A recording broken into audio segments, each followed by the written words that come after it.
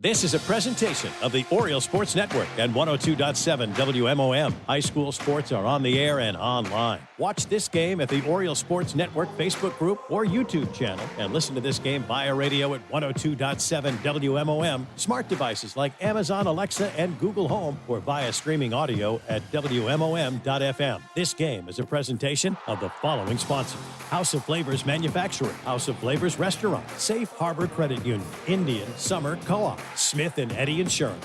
Also in part by PM Builders, Benedict's Collision, Lundquist Furniture, Crown and Cork Waterfront Kitchen, Ludington Paint and Glass. In addition, today's game is brought to you by IRCA Auto Center, Team Jamie Loney 5-Star Real Estate, McGee Insurance, Ludington Chiropractic, and Groundworks Landscaping. Now it's time to bring you all the action with Todd, Scoop, Hansen, and the team live here on the Oriole Sports Network and 102.7 WMOM. You're back in 10 seconds. 5, 4, 3, 2, 1. Welcome, Oriole Nation, to the game. Ludington Orioles, their 146th meeting against the Manistee Mariners. It'll be taking place here very shortly. We are at Manistee. Scoop Hansen, the voice of the Orioles, on the play-by-play call tonight, joined by Mark Pettinato, who was with me last week at Montague. He'll be doing color commentary. Julia Habman is our OSN, 102.7 WMOM technical engineer, and Tyson Pettinato making his debut this year on the camera. And we wish the best for Claire Allen. She's a little bit under the weather, but we hope she's back home resting and getting well. Tyson Pettinato filling in for her tonight, doing the camera work for the Oriole Sports Network. This pregame show is brought to you by House of Flavors Manufacturing. Delicious House of Flavors ice cream sold around the world, made right here in Ludington. House of Flavors Manufacturing, proud to help keep our hometown dynamic and support Ludington Oriole sports. Producing and distributing quality ice cream since 1937. Pleased to be an important corporate citizen and premier employer in the Ludington community. That's House of Flavors Manufacturing. Learn more at www.houseofflavors.com. Earlier, I had the chance to talk to Oriole head coach Charlie Gunsel, and here's what he had to say about tonight's big game, the 146th meeting between these two schools. Welcome, Oriole Nation, to the House of Flavors Manufacturing pregame coaches interview.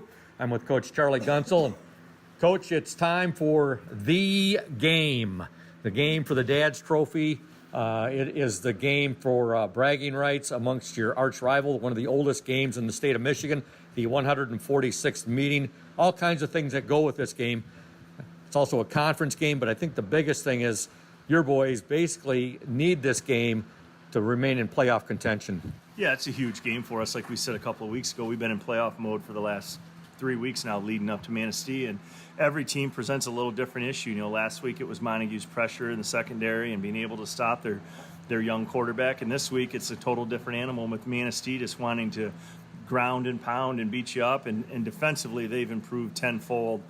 They're just doing a great job defensively, getting stops and keeping people down. So I'm expecting a tremendous effort from our guys tonight. We love these environments. I thought they responded well at Montague's homecoming last night, played in front of a big crowd. Tonight's going to be an absolute same situation. This place is going to be packed, and it's going to be a lot of fun. Great win last week against Montague, 34-31. You mentioned their homecoming. Tonight is Manistee's homecoming. And again, I can mention it's the arch rival. Coach Troy Bitework, I know you have a lot of respect for him. He's done a great job with Manistee since he's been their head man. Yeah, he really stabilized the whole thing, took it over, and it's just there's a lot of pride in that program, and they just do things right. And I think that's the way Troy lives his life. It must be because his kids exude confidence, and they play the game the right way. They went from that outside veer game a couple years ago. Now he's got them tight into a full house wing T type of look, and they just don't make mistakes. They're not going to help you win games. They don't turn it over. So we have to be as close to perfect as we can be tonight. We understand that, but again, Scoop, we are super excited. We have had an unbelievable week of practice, and I just feel like we're ready to play good football. Your team defeated Manistee last year at Oriole Field by the score, I think it was 45-21 last year. Huge win. Hopefully we can break that streak, Coach, that's been occurring since 2010 where we'll win a game and then Manistee comes back, wins 2 in a row against us, and hopefully we can snap that tomorrow night. I don't know how you feel about superstitions and streaks. I don't. I believe in every night's different. I believe in showing up and playing football, and I like our kids. I'm telling you, Scoop, I mean, I know we're 3-2. You know, we got a huge game tonight. This is a good football team, and I don't know what our record's going to end up being. But as far as like just a team that comes together and grinds, this is as good a group as we've had. Manistee's been rolling. Of course, they got steamrolled last week by Whitehall, but Whitehall is steamrolling everybody they play this year. They pretty much, since your victory against them last year, had been playing really, really good football. They did lose in the district championship playoff game, but to a very good Gladstone team, I believe. And I'm sure you're expecting, and your boys are expecting Manistee to come back strong after that loss against Whitehall last week. Yeah, I would expect nothing less from any Manistee team. They're just hard-nosed kids, and they get after you, and I expect them to do that tonight. And they're going to be jacked up, and they're going to be upset that Whitehall made the trip up last week and put it on them pretty good. So, like you said, Whitehall's a completely different animal from anybody else that we play, and so they've been doing that to a lot of people. It doesn't mean anything that they got after Manistee, because I have a ton of respect for Manistee and what they're doing and how they're doing it, and their kids certainly believe in what they're doing, but we believe in our guys. So it should be a heck of a battle tonight. The emotion, just this rivalry kind of reminds me of Michigan-Ohio State. Again, one of the most storied rivalries in the state of Michigan. First meeting, 1895, 146th meeting between the two schools. Everybody I know is just sky high, fired up for this game. How's your team health-wise? Well, I think, I said there, I think everybody in Mason County has the cold or a flu, but, we battled a little bit of that. We're certainly, we will be without Michael Nichols tonight, our starting center. He's recovering nicely. He's making progress, but it's too early to get him back. And other guys, just aches and pains of week 6 of high school football. It's week 6, but we've been at this 9 weeks. And, kids are going to get banged up. Kids are going to get beat up. And then I think we're just like any other team in the state. We've got a few guys nursing some things, but today, at practice, everybody was ready to go. So. Next man up, Mike Nichols gets injured. Charlie Gamble slides over to center. And also then you brought in, his name's eluding me right now. Jace Rasmussen. I'm sorry about that. To the Rasmussen family. Talked about him coming in last week. But like I said, next man in the job that Charlie Gamble did, who incidentally is our Indian Summer Player in the spotlight tonight. We've had 6 starting linemen all year. It's one of the areas where we had some depth. I mean, Jace Rasmussen can play. And so it's not even a concern. We don't change anything we do. Jace is really good, especially in our sweep game, getting out in front of people, and we expect he'll do that tonight. So I'm excited for Jace. I'm sad for the situation that Michael's in. But like you said, when one guy goes down, it's an opportunity for another guy to step up. And I think Jace is going to step up and do a great job tonight. Well, good luck, Coach, to you and the Orioles. I look forward to talking to you after tonight's ball game. Hopefully, the Orioles will retain the Dad's Traveling Trophy and, more importantly, keep the momentum rolling for the playoffs. Go O's! Thanks, Scoop. House of Flavors Manufacturing has been producing and distributing quality ice cream since 1937.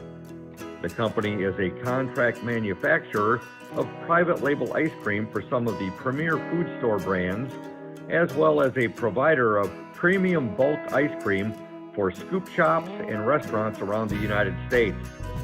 For the 220 dedicated workers, employment at House of Flavors Manufacturing is worthwhile work as it brings fun and joy into people's daily lives and important celebrations.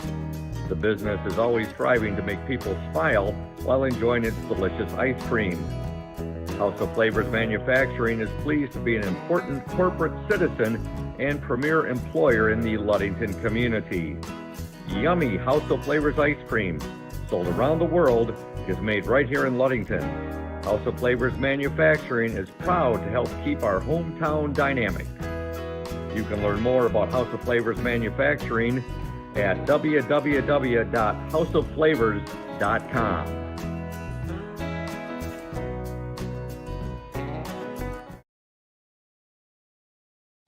You deserve more than just a fast quote when it comes to your insurance. With over 12 decades of experience, we at Smith & Eddy are here to provide you with the best information and to stand by your side when you need us most. With offices in Ludington, Scottville, and Manistee, we are happy to help at wherever home may be. Let our team of highly trained professionals help you find the best insurance to secure your lifestyle needs. The security you need from the people you know. Smith & Eddy Insurance. Welcome back to Manistee, the game for the Dad's Trophy. It's also a conference game, the 146th meeting between the two schools. A lot going on here tonight. And by the way, it's also Manistee's homecoming. How you doing, Mark? How was your week? Good, Scoop. How are you? Doing great. And hey, we've got some, we're out on the press box on the roof tonight. It's a little bit cooler for us. We're not in a sauna like we were last week at Montague. Again, Montague rolled out the red carpet for us last week. It was just a fact we couldn't get that window was stuck and we couldn't get any air circulation in there. But, you know, Ludington's going to have their hands full tonight with their arch rivals, the Manistee Chippewas. Manistee won the coin toss. They deferred to the second half, and they are going to kick off to the Orioles. Ludington will receive the ball first. We want to thank Pierre Marquette Builders, our exclusive starting lineup sponsor.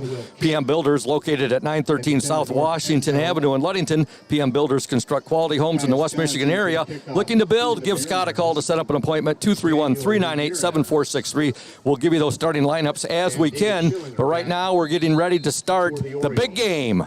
Manistee kicking off. Manistee in their blue jerseys, trimmed in gold. Ludington in their white jerseys, black helmet and the orange O. And here's the kick, and it's fielded there. The kick is fielded by the Orioles' Skylar Holtrust, and he gets it back to the Ludington 33-yard line. It'll be 1st and 10 for the Orioles from their own 33. Tackle made there by Horncole, and the kick there was Caius Johns who kicked the ball off for Manistee. So here comes the Ludington Orioles. They're led by their sophomore quarterback, Cam Gunsel. Starting at the tailback, number 20, Joe Benz. The slot back, number 3, David Sunshine Schillinger. Wide receivers, number 13, Luke Hackert. And number 1, Gage Jones. The H-back, number 28, Derek Dunsel. We'll get the offensive line here momentarily. 1st and 10 for the Orioles. Ball on their own 33-yard line. Gunsel will keep. And tough sledding right there. He gets about 1. Let's see where they mark forward progress. But Manistee crashing hard there, Mark. Yeah, Ludington's going to have to deal with a tough Manistee stout defense. They haven't given up in a lot of points this season, and we'll have to figure out a way to deal with it. The Oriole offensive line tonight is without Mike Nichols. Starting at center for the Orioles, number 52, Charlie Gamble, and he is our Indian Summer Player in the Spotlight. You'll hear his interview at halftime. The left guard, 53, Will Luce. The right guard, 65, Jace Rasmussen. The right tackle, 63, Walt Autry. And the left tackle, 62, Corbin Wagonmaker. All seniors except for Autry. There's a run by Schillinger. And he gets out to the Oriole 40-yard line. Looked like he was going to have a little bit more there, Mark, but Manistee closed quickly. Yeah, they did a nice job flocking to the ball, and he gained about 6 yards. It's going to be about 3rd and 3. 3rd and 3, 10:56 to go in this opening quarter. Opening possession of the game, the Ludington Orioles with the football. I think right now it's going to be about just testing the water, seeing where the weaknesses are on the defense, and finding where what's going to work, what's not going to work. He will keep. That's Gunsel. He's not going to get it. He gets about a yard. It's going to bring up a 4th and 2. Again, tough sledding there in that interior part of the Manistee defensive line. Yeah, I was thinking about some of the things Ludington would have to do to win, and it's going to have to be field position. So we're going to think a punt here to take over. Well, they gave him 2 on that, Mark. So it's a 4th and 1. Ludington's at their own 42, and they're lining up to go for it. They bring in Cole, Porkchop, Hackert comes into the ball game right now, and they're under their heavy pack. Manistee quickly adjusts to it. They just noticed that Ludington was not lined up in punt formation, and that forces Manistee to take a quick timeout. Yeah, that's an early timeout, and they might come back to haunt them later. Yeah. But go ahead. Oh, I'm sorry. I was just going to run down to get a brief moment here. I can run down Manistee's defense. Their defensive linemen are the tackles are number 60, Brian McNeil, along with number 2, Isaiah Davis. The defensive ends, Caius Johns, number 56, and number 83, Landon Soa. The linebackers for the Mariners, and I'm going to have a hard time, folks. I mean, I've always known them as the Chippewas. I'm going to have a hard time knowing them as the Manistee Mariners. Their linebackers, number 58, Braden Schweitzer, and also number 4, Trevor Haig. The other linebackers, number 52, Braden Sorensen, and number 43, Nathan Doramus. The secondary for the Chippewas, the cornerback, one of them, number 10, Caden Cott, also number 20, Cannon Petzak. The free safety, number 22, Nick Horncole. There we go. Horncole. And that is the Manistee secondary. Okay, here we go. 4th and 2, and Ludington will go for it, and they're going to drop Gunsel short. In fact, there's going to be a loss on the play. Making the tackle for the Mariners looked like number 56, Caius Johns. And right off the bat, the Orioles gamble right there, Mark, and they don't get the first down, and Manistee's got excellent field position. Yeah, they got a short field to work out, so Ludington defense is going to need to step up and make some plays on defense now. Okay, your starters on defense for the Orioles, the lineman, number 9, Cole Hackert, and number 28, Derek Dunsler, the defensive tackles. The defensive ends, 30, Big Dom Wheaton, and number 26, Andre Walden. The linebackers for the Orioles, number 21, Connor Such, and number 25, Jaron Hathaway. We'll get to the secondary momentarily. 1st and 10 for the Chippewas on the Oriole 41-yard line. And on the run is number 10, Caden Cott, and he's brought down by Cole Pork Chop Hackert. Yeah, that was a good gain of 4 yards. They were able to hem him in. It looked like he had a bigger gain than that coming. They did a nice job getting to him. The cornerbacks for the Orioles tonight, number 20, Joe Benz, along with number 3, David Sunshine Schillinger. The free safety, number 1, Gage Jones. Strong safeties, number 13, Luke Hackert, and number 24, Daniel Ramirez. That's the starters on defense for the Orioles. And Manistee a 2nd down and 6 right now. And with the carry is caught, and he's broken. He's gone. And just like that, Manistee off to a 6-0 lead. Things could not start any worse for the Ludington Orioles. No, that was a problem last week, was tackling, and we'll have to make some improvements after that. Touchdown run. A 37-yard touchdown run. I'll tell you what, Mark, he got into the secondary there, and there was no Oriole within 12, 15 yards of him. No, that's his 9th touchdown on the season. What you just heard there, folks, is their horn up here, which we're standing right next to, up on the press box. Not as nice sounding as the horn at Oriole Field with the Carberry horn. So that's at the 9:17 mark. 37-yard touchdown run by Caden Cott. Looks like Manistee's lining up to go for 2. There's just their second offensive play, Mark. Yep. Yeah, it looks like tackling is they're gonna need to adjust their tackling skills here as the game goes on. The Chippewas will go for 2. There's the snap on the carry, 22, and he is in. Horncole in for the 2-point conversion. And just like that, the Orioles trail 8-0 at the 9:17 mark. Manistee 8, Ludington And 0. you are watching Oriole Sports Network and 102.7 WMOM. We will return after these messages.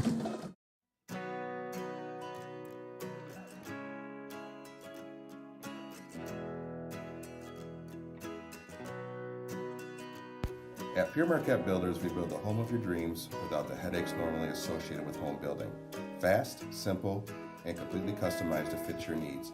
Pure Marquette Builders builds beautiful modular homes in the Ludington and surrounding West Michigan communities.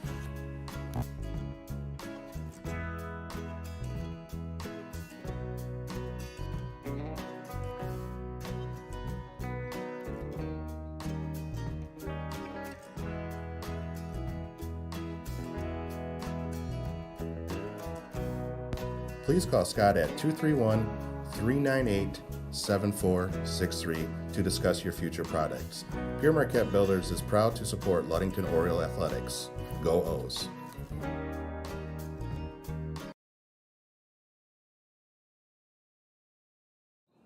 Welcome back to Manistee. The Chippewas out to a quick 8-0 lead, 9:17 to go. Opening quarter, Manistee kicking off, and the kick is it's a short kick there by Caius Johns, and the Orioles recover it. It fell on there by the Orioles number 25. That was Jaron Hathaway, falls on the ball. Excellent field position for the Orioles. They're going to have 1st and 10 at their own 47-yard line. Yeah, that was a good heads-up play by Hathaway to... Manistee trying to surprise us there, Mark. Yeah, they did, and trying to capitalize on that big mistake early, and hopefully the offense can move the ball here. Charlie Gamble over the football for the Orioles. He is in there for the, he's our Orioles starting guard, but he's at center tonight with the injury there. There's a fumble and the loss of 6 on the play right there. And just talking about the fact we don't have Mike Nichols due to the injury, and Charlie's filling in there. He filled in last week admirably at Montague, but, he hasn't seen the action that Mike Nichols has all year at center. Yeah, this is a new center-quarterback combination, so they're going to have to work on goes on, and one of the biggest things is controlling the emotions of a rivalry game. 2nd down and 17, loss of 7 on that play. 8:43 to go in this opening quarter. The Mariners on top of the Orioles, 8-0. There's a screen pass, and they get it out there to Benz. Benz at the 45. Some nifty moves there. He's got the ball out to near midfield. Nice job there of Joe Benz being patient. We saw a lot of that last week at Montague with his running and doing the old, the jump step. Yeah, he's just got nice, smooth, twitchy muscles that are quick, and he makes it look slow, but he's actually moving really fast. Gain of 10 on the play there, so now that'll bring up a 3rd and 7 for the Orioles. Looking at that Manistee offensive line, the defensive tackles Isaiah Davis and Brian McNeil. The defensive ends are Caius Johns, along with Landon Soa. And again, the linebackers for the Chippewas, Nathan Doremus, along with Braden Schweitzer and Trevor Haig. And here we go. Gunsel's pass is complete to Schillinger, and he's got a first down. Nice catch out there by Sunshine Schillinger. And, Gunsel put that right where it had to be. He had to get over the defender's reach right there, and Schillinger made a nice catch on it, and Ludington has the ball 1st and 10 at the Mariner 40-yard line. Well, that's twice already I haven't called them the Mariners.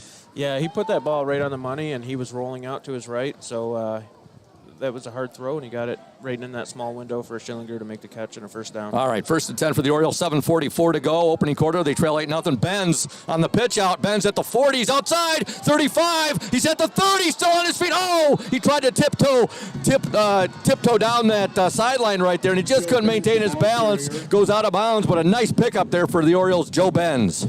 Yeah, he stepped out about the 27-yard line. If he had about another 6 inches, he was taking that to the house.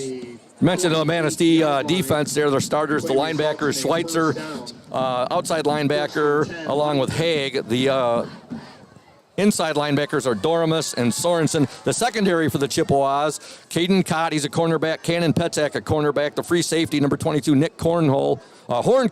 I'll get that right. Not Cornhole. Horncole. And the other safety, well, that's it right there. That's the Chippewa starters.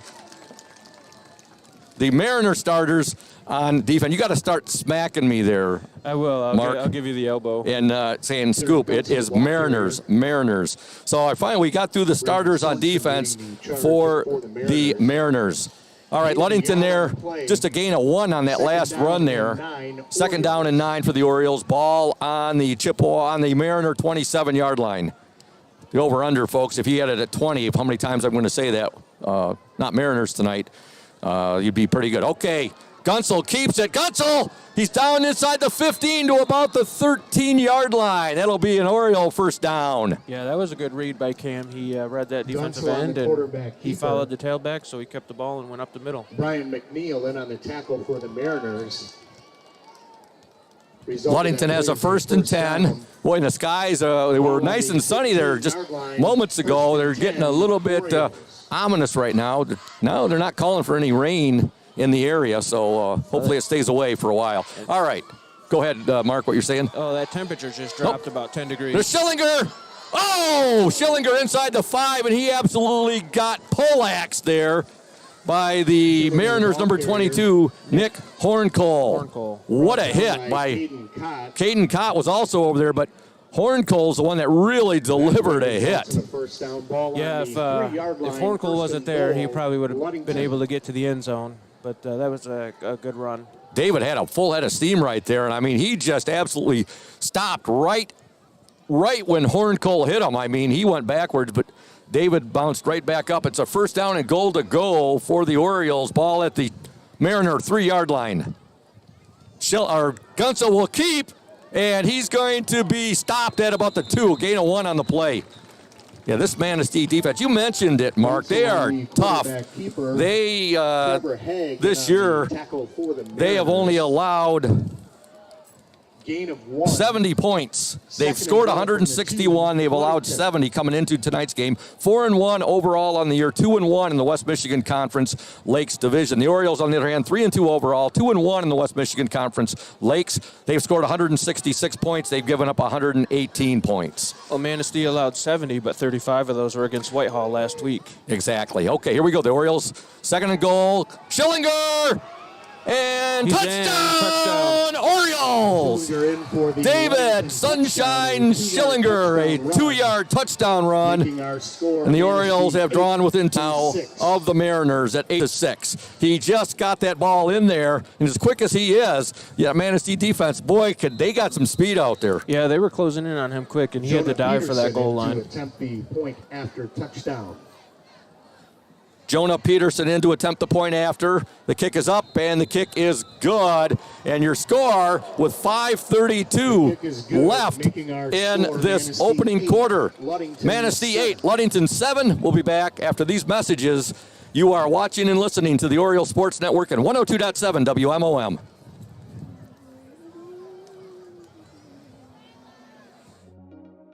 When you think about your banking needs, the first place that should come to mind is Safe Harbor Credit Union. We put people over profits and shows in everything we do. I'm Adam Johnson, President and CEO at Safe Harbor Credit Union and former Ludington Oriole athlete. We're excited to once again be the premier halftime show sponsor for the Oriole Sports Network. At Safe Harbor Credit Union, we always put the members first.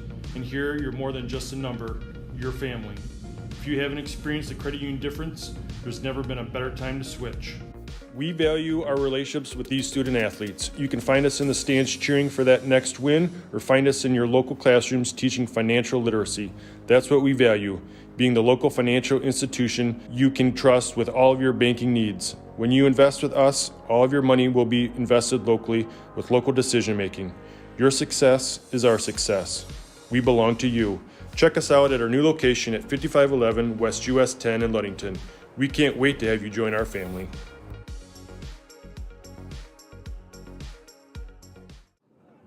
We're back at Manistee. A great response there. Ludington answering the touchdown by Manistee. They trail 8-7 now. 5:32 to go in this opening quarter. Week 6 of the MHSAA season. Peterson's kick, it was one of those sky kicks, and it's returned there. And, Manistee got the ball all the way back to the Oriole 45-yard line. And on the stop for the Orioles, number 7, and that was Rubianis. Will Rubianis on the stop. So Manistee will have first and 10 from their own 45-yard line. The Manistee offense, their quarterback number 11, Davion Neal Berry. The running backs are number 10, Caden Cott, and number 22, Nick Horncole.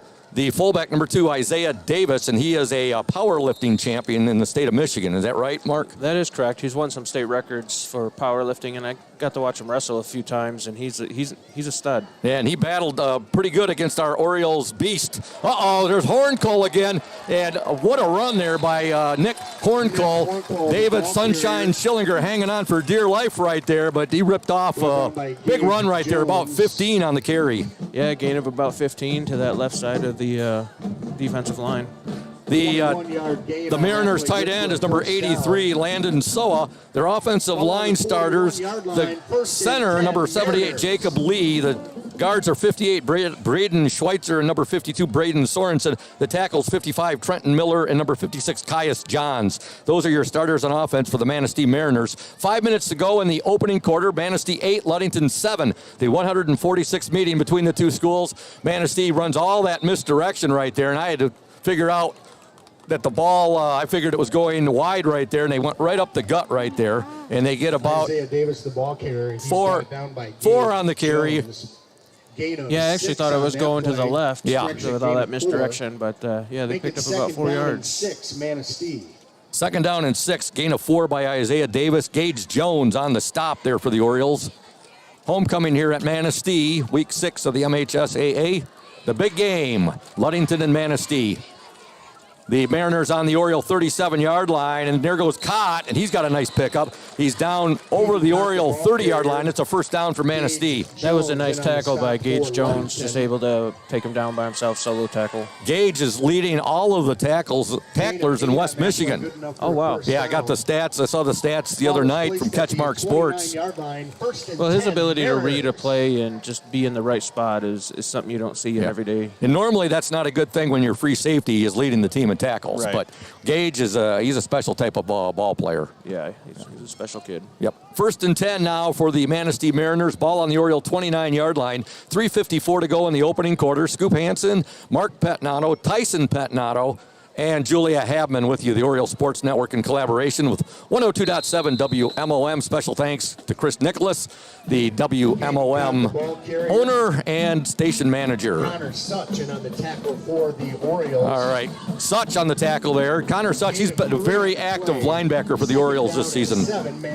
Yeah, he's growing as the season goes on, and he seems to be getting more active as well.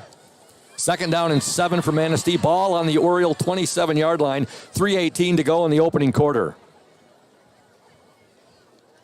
Chippewas, and they will give there. It's Horncole. Nice and tackle. Oh, that was great. Who was that one for the ride there? I think that was Derek Dunsel. That was 28, Derek Dunsel. Boy, Dunsel did a nice job right there.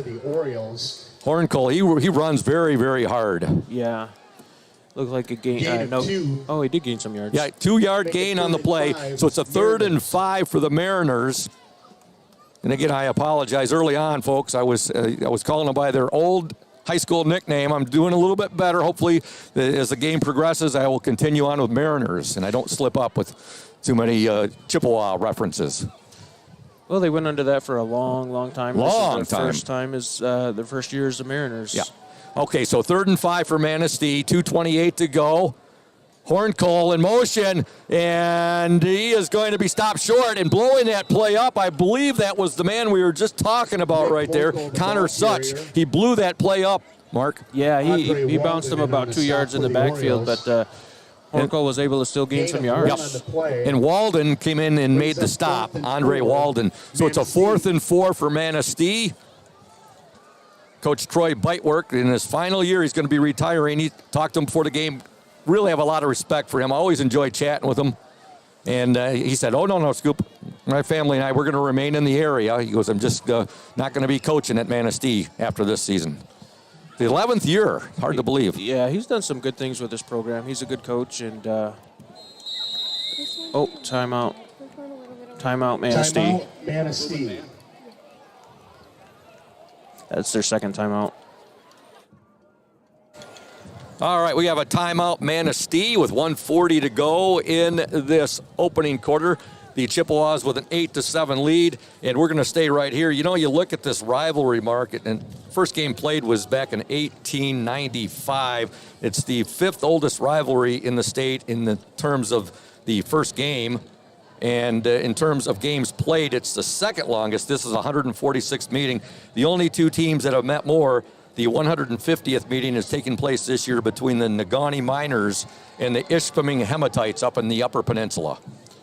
Oh, yeah, I got a friend that lives in Negaunee, and we talk about this rivalry quite a bit, actually. The only other rivalry, well, the closest one to our area would be the Montague versus Whitehall rivalry, and they're meeting for the 116th time this season. Okay, big play coming up here. Manistee a 4th and 4, 1:40 to go in the opening quarter. The Chippewas with a 1-point lead. They'll give the ball. No, the quarterback will keep. They're trying to get to the outside, and they've got the first and then some.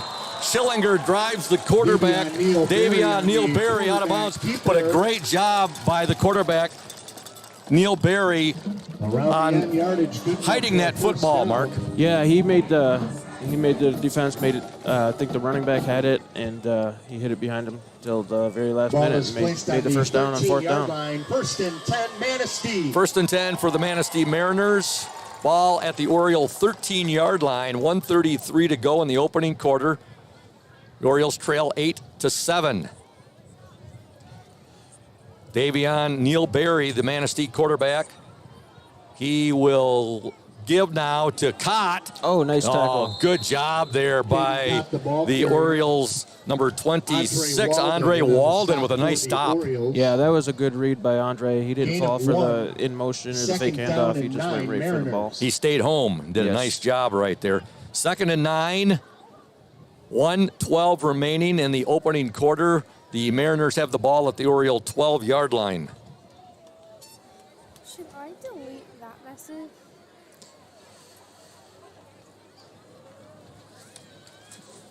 See Manistee on top of the ball. 52 seconds to go in the opening quarter.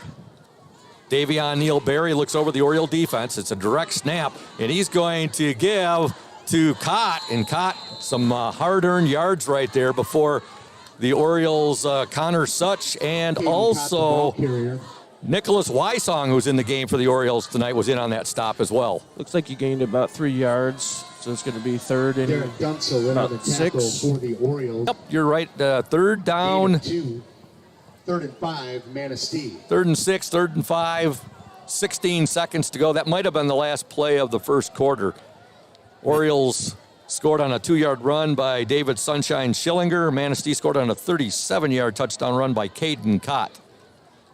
4 seconds to go. Manistee got a horn call. No, Davis has it. Got a wide open receiver. Touchdown, Manistee.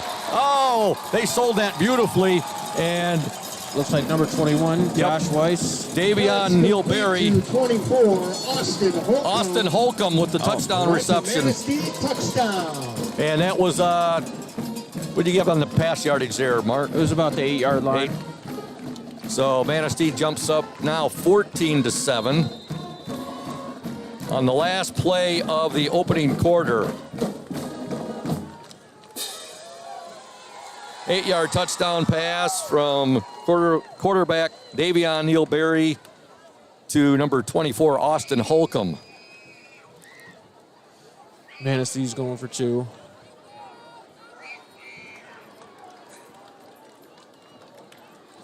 Mariners line up for 2. They got all kinds of room on that left side. They certainly do. Okay, here is it's a handoff inside. And he just walked And he just absolutely walked Caden Cott. Nobody was even remotely close to him right there. Manistee 16, Ludington 7. Yeah, that defense, the offensive line was able to move the defense and parted the gap for him. Yep. That's the end of the first quarter, and your score for Manistee. The Manistee Mariners 16, the Ludington Orioles 7. And we'll be back after these messages. You are watching and listening to the Oriole Sports Network at 102.7 WMOM. Stay tuned. Indian Summer Montmorency Tart Cherry Juice is packed with natural anti-inflammatories to help reduce pain after exercise. It's the ultimate antioxidant that combats soreness, getting you back to the gym or on the trail faster. Indian Summer Tart Cherry Juice, ready to drink from fresh-pressed tart cherries, grown and produced in the U.S., and always gluten-free. It's just sweet enough and priced just right. Bring home the great taste of real fruit. Bring home Indian Summer Montmorency Tart Cherry Juice. Ask for it at your local store. Welcome back to Manistee. Mark, you got any idea when the very first football game in Michigan was played? 1880. 1893, Battle Creek Central against Kalamazoo Central. Wow. 1893, yep. Manistee up here 16-7 as we begin play in the second quarter. Ludington won last year's game at Oriole Field by the score of 45-21. You know, you look at it, we talked about this on the way up here, Mark, ever since 2010, Ludington will win, then Manistee will reel off 2 wins. Then Ludington wins, Manistee reels off 2. It's been that way since 2010. Well, hopefully we can break that streak tonight. That would be nice. All right, Johns will kick off for the Mariners. Back deep is Schillinger and Ramirez for the Orioles. Manistee just scoring on an 8-yard pass from their quarterback. And they are up 16-7 right now. Their quarterback is Davion Neal-Berry, and he hit Austin Holcomb. Here's the kick, and they keep it away from Schillinger, and they kick it out of bounds, so Ludington will get the ball in some pretty good field position right there. You definitely know they've scouted Schillinger. They're keeping the ball away from him. Yeah, they're doing everything they can to get the ball out of his hands, and I mean, that's the smart thing to do. Exactly. Other area games tonight you have. So you got Mason County Central versus Hart. Orchard View at Fremont, Montague at North Muskegon, Muskegon Oak Ridge at Whitehall, Ravenna at Hesperia, Shelby at Holton, Baldwin at Brethren, Marion at Manistee Catholic, Mesick at Bear Lake. Mark mentioned Mason County Central at Hart. And am I missing a few there, Mark? Not that I can see here. All right, Ludington 1st and 10, ball on their own 35-yard line. Here's the pitch, and Ben's on the carry, and Ben's is going to lose one or two right there. Leading the attack there for Manistee was number 43. That looked like Nathan Doremus. Also on the stop, or helping out there, was number 4, Trevor Haig. Leading the tacklers for the Mariners. Loss on the play, so it's going to bring up a second down and 11 for the Ludington Orioles.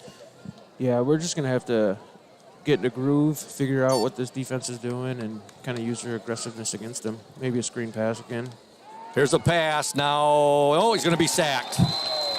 Gunsel sacked there by the Mariners, and we're getting a number on that. Looked like number Caius Johns with the quarterback sack right there. Something that the Detroit Lions defensive line was doing often last night to the Green Bay Packers, Jordan Love.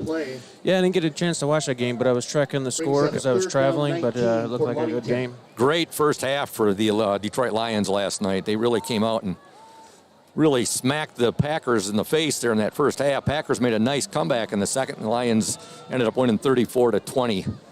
It's good because Lambeau's been a house of horrors for the Lions for many years, but lately they've been doing pretty good there. Here's a run by Schillinger, and he's made some nice cutbacks right there, but he just couldn't get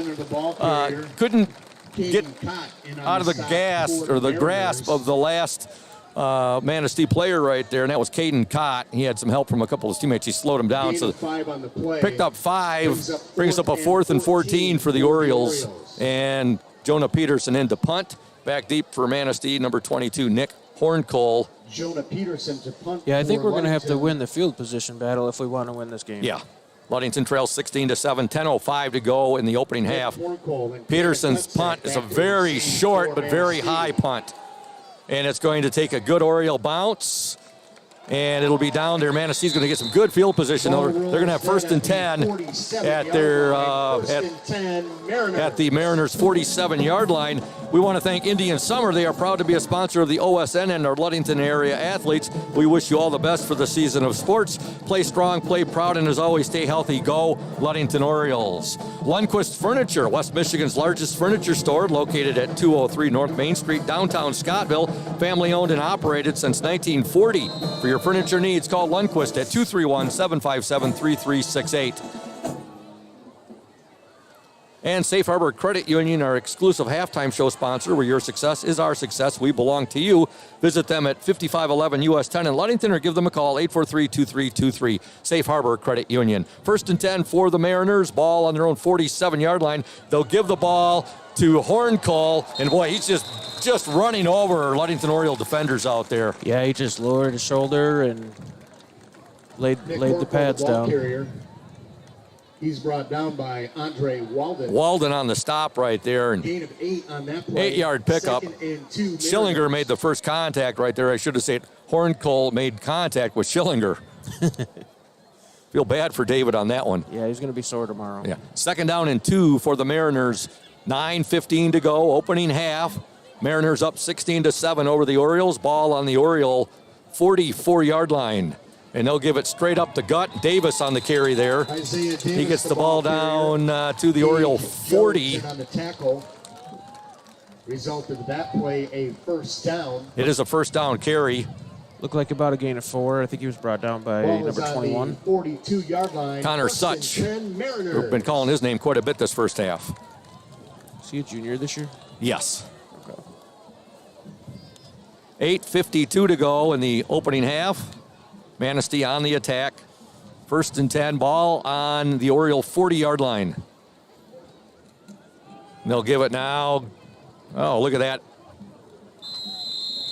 Gain of a couple right there. That looked like that was Horncole on the carry. Yes, it was. Yeah, number 22. And gained about 2 yards. The ball carrier.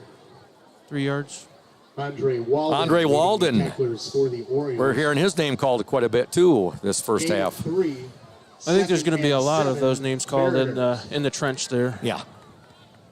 Well, we were told going into this game, a lot of people approached me and said, Scoop, we don't feel Manistee will throw the ball one time during the entire game. And they haven't yet. They have, the touchdown. Oh, that's right. That's right. How could I miss that one?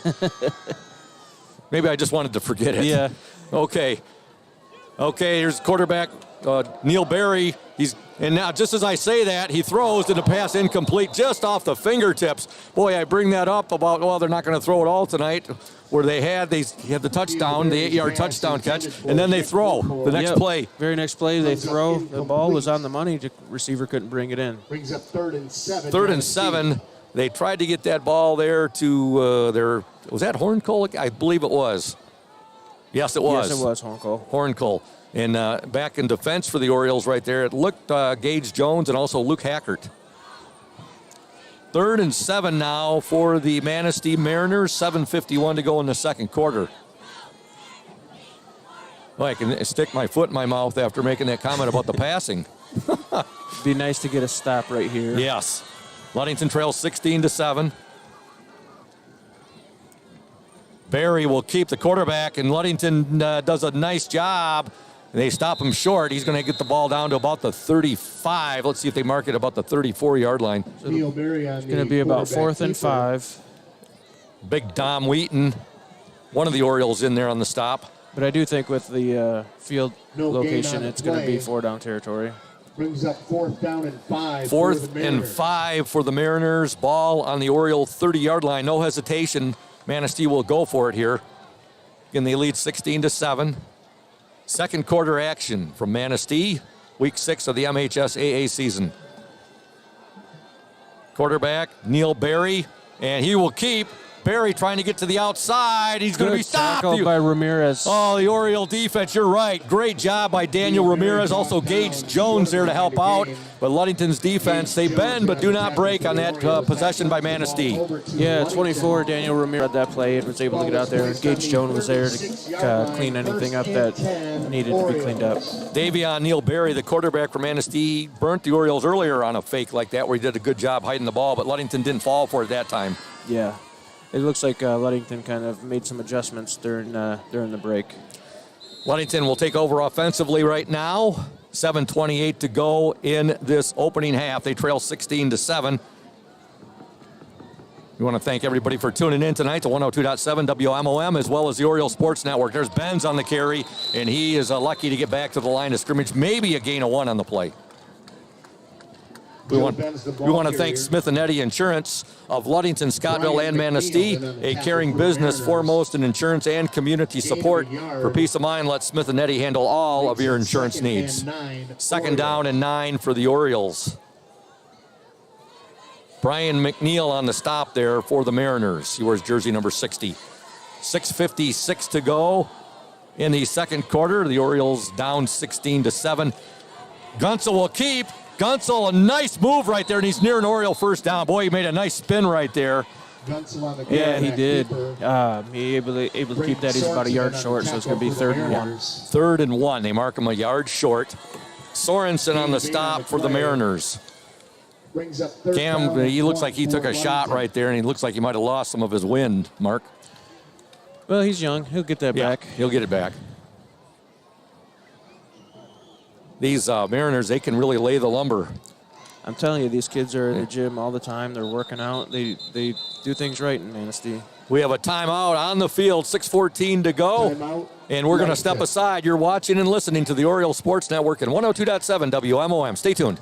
We're here today with Mike Benedict, the proprietor of Benedict's Auto Center. Mike Benedict, what is it that sets Benedict's Auto Center apart from other businesses here in Mason County?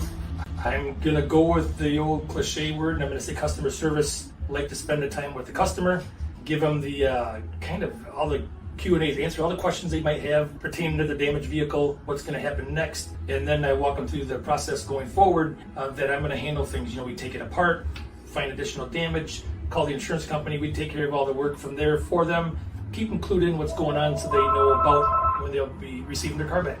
Let the viewers out there and the listeners know, Mike, there's a perception that you have to go where your insurance company tells you. That is not the case, is it? Not true at all. What I always suggest they do is they go and they talk to either the manager or the owner of the business. Be comfortable where you take the car, have them answer your questions, and that's where you want to go. If you're them, that's what you want to do, and it's your car, you go where you want. Benedict's Auto Body, your trusted one-stop collision and repair shop. Welcome back to Manistee. The Orioles do get the first down right there. I missed it. I was actually looking down for a second right there as we came back on air, Mark. It was a handoff to number 20, Joe Benz, gained about 2 yards. Enough for the first down. So Ludington has, or no, they actually marked them short? No, they moved it. Oh, they have. Okay, okay. They just haven't changed it on the scoreboard yet. Okay. 4th and 1. Oh. Ludington. No, they got it wrong. Oh, okay, it is a first down for the Orioles because you don't see the first down marker across is marked at 1st and 10. First and 10, so Ludington has it. Schillinger bobbles the ball, picks it up, bobbles it again, and now big loss on the play. As that little touch pass right there. Yeah, that should be ruled as an incomplete. It should be an incomplete pass. Let's see, Coach Charlie Gunsel talking to the side judge over there. That was that little touch pass. We've been seeing the Orioles do that a lot the last few weeks. Yeah, that was one thing Ohio State really was good at with when Coach Urban Meyer. Yeah, they did rule it incomplete. It is ruled an incomplete pass. That was that touch pass right there. Boy, that's a big break for the Orioles. It is. That would have been a 9-10-yard loss right there. Play was ruled an incomplete pass. And that's why a lot of teams are doing it, because if there is a drop, it's not a fumble. Exactly. So it's going to bring up a 2nd and 10 for the Orioles. Ball on their own 47-yard line. 5:33 to go in the second quarter. Ludington trails Manistee 16-7. That was a good heads-up play by Schillinger, falling on it just in case, though. Yeah. Okay. Gunsel rolling to his right. Still rolling. The pass is away. He's got Schillinger, and he's got a big gain. Beautiful pass. Beautiful pitch and catch there from quarterback Cam Gunsel to the slot back David Sunshine Schillinger. Yeah, he gained about 18, put that ball right on the money, and caught Schillinger in stride. Cannon Petzak on the stop. Understand that's Fast Eddie Petzak's boy. Oh, okay. Fast Eddie, the cousin of my good buddy, Jeff Petzak, who I went to school with, played high school football and baseball with. Jeff and his family now live in the Ypsilanti area. Nice. Saline, yep. Fast Eddie, good guy.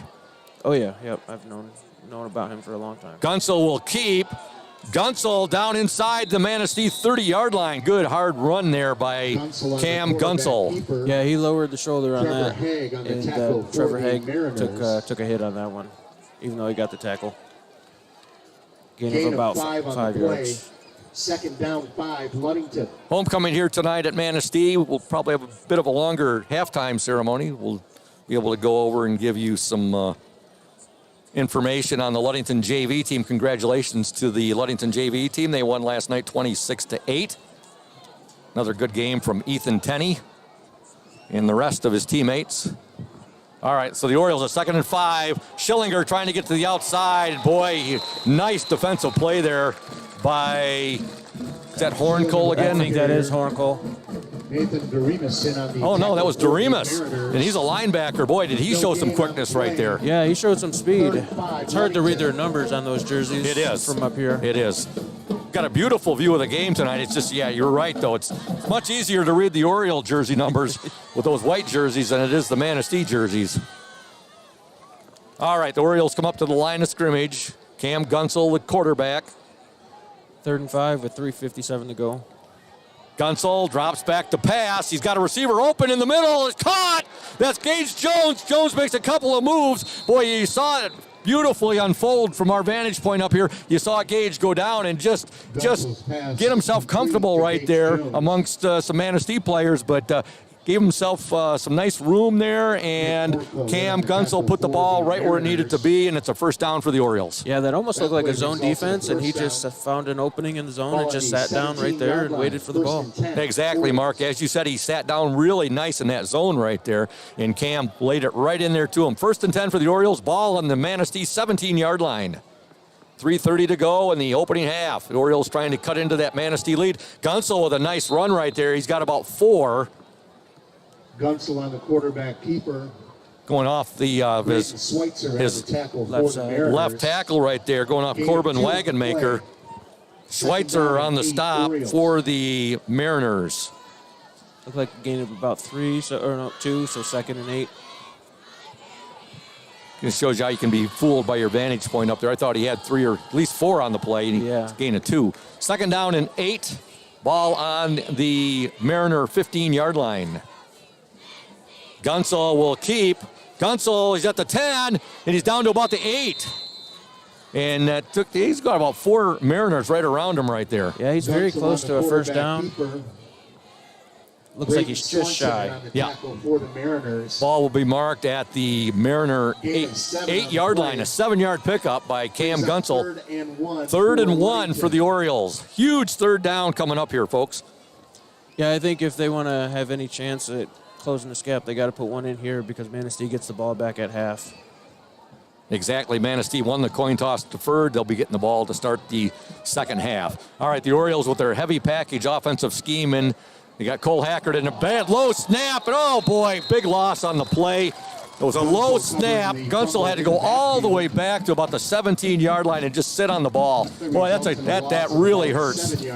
Yeah, it's first game together, center quarterback. You're going to have those mistakes. It's just unfortunate it's in that situation. Yeah. Jonah Peterson comes in. He will attempt. Let's see where they put it down right here. The long snapper. It's about the 17-yard line. So Max Flannery is the long snapper for the Orioles. He wears jersey number 15. It'd be about a 35-yard attempt. Benjamin Gronstall to hold. He wears 11. Peterson, the kick is up, and the kick is good. Good. 30. You got it marked at 35? About 35, yeah. 35-yard field goal there by the Orioles' Jonah Peterson, and now the Orioles have cut the Manistee lead to 6 points, 16-10, 1:24 to go in this opening half. And right now we're going to stay here and give some love to Benedict's Auto Center, providing the best in auto body repairing and painting since the 40s. Benedict's Auto Center would like to remind you to exercise extra caution on the road, but if you do end up with a scrape, if you're involved in a fender bender, or if you suffer major collision damage, call Benny at 231-613-4111. That's Benedict's Auto Center, 1742 US 10 between Ludington and Scottville. 1:24 to go in the opening half. Manistee 16, Ludington 10. First points there, Mark, of the second quarter. Yeah, hopefully we don't allow any big plays and are able to go into the half down by 6, and that'll be a big confidence boost for this defense. Orioles set to kick off. Peterson. Jonah Peterson to kick for Ludington. He'll kick the ball off from his own 40-yard line. Holcomb back deep along with Horncole.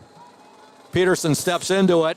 Good kick. Going to come down to Holcomb. Holcomb's at the 20. He's at the 25.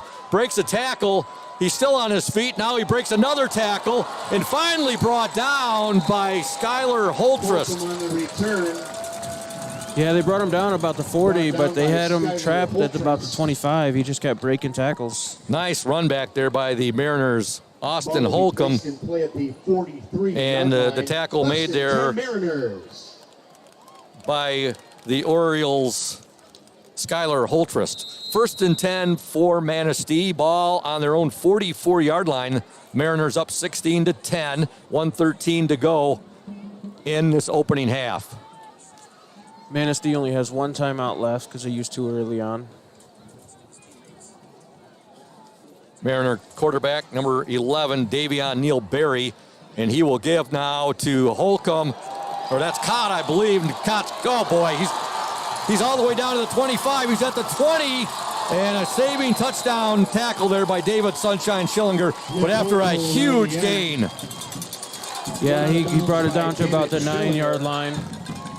David Schillinger able to force him down.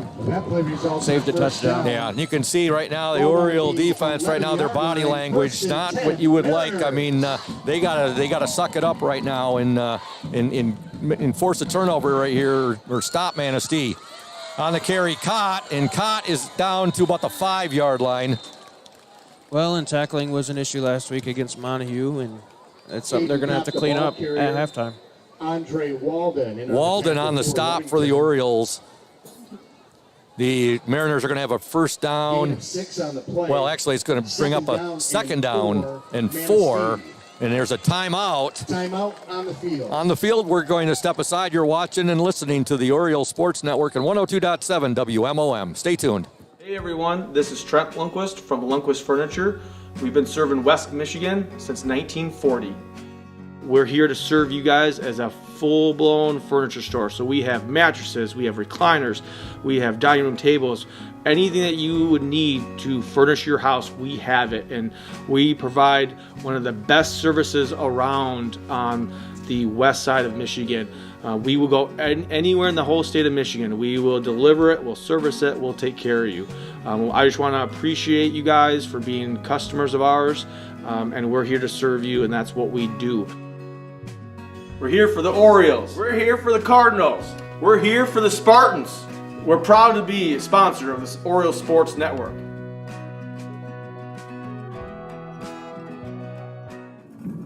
Welcome back to Manistee. While we were gone, the Mariners just scored on a 6-yard touchdown run by running back Caden Cott. That'll give them a 22-10 lead with just 26 seconds remaining in the opening half. Well, he got to the outside there, Mark, and he was home free.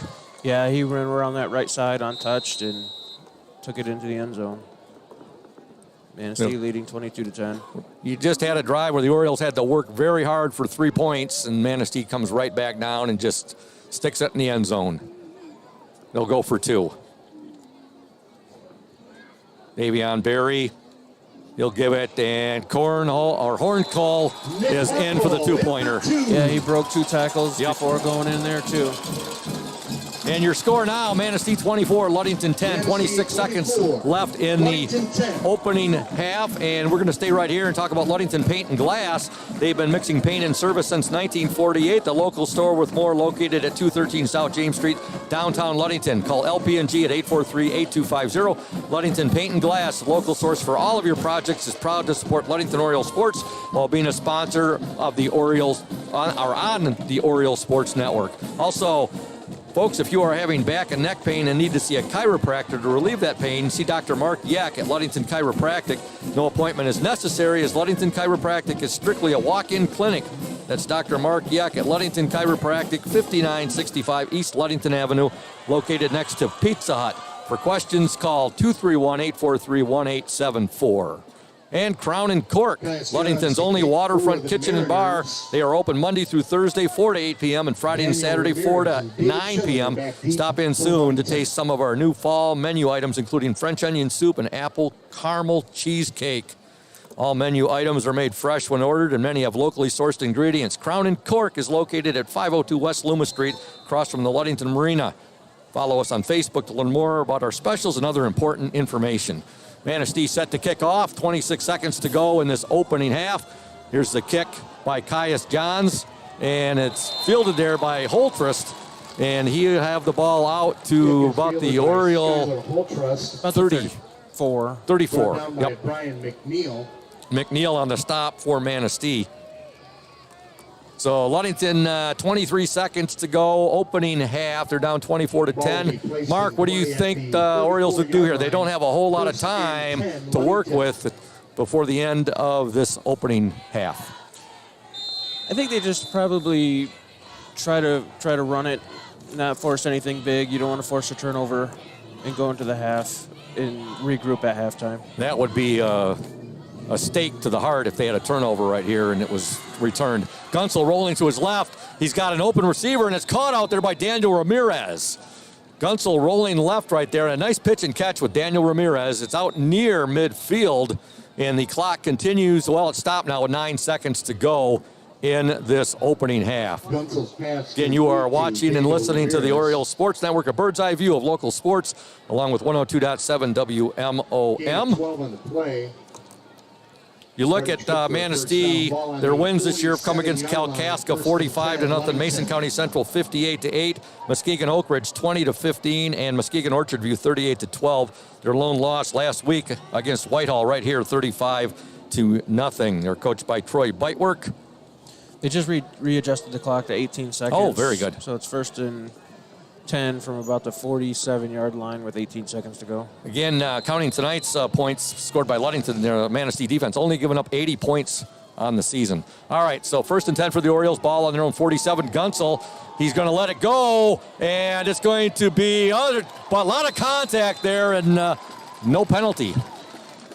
Yeah, I think it was going back and forth, so they probably just let that one play out. And you got hand fighting. If you got it going both ways, that's a good non-call right there. Yeah. Bring up a second and 10, 12 seconds to go. Gunsel let that ball go. Manistee, good coverage right there on Gage Jones. Yeah, that defender was in the right position to defend that.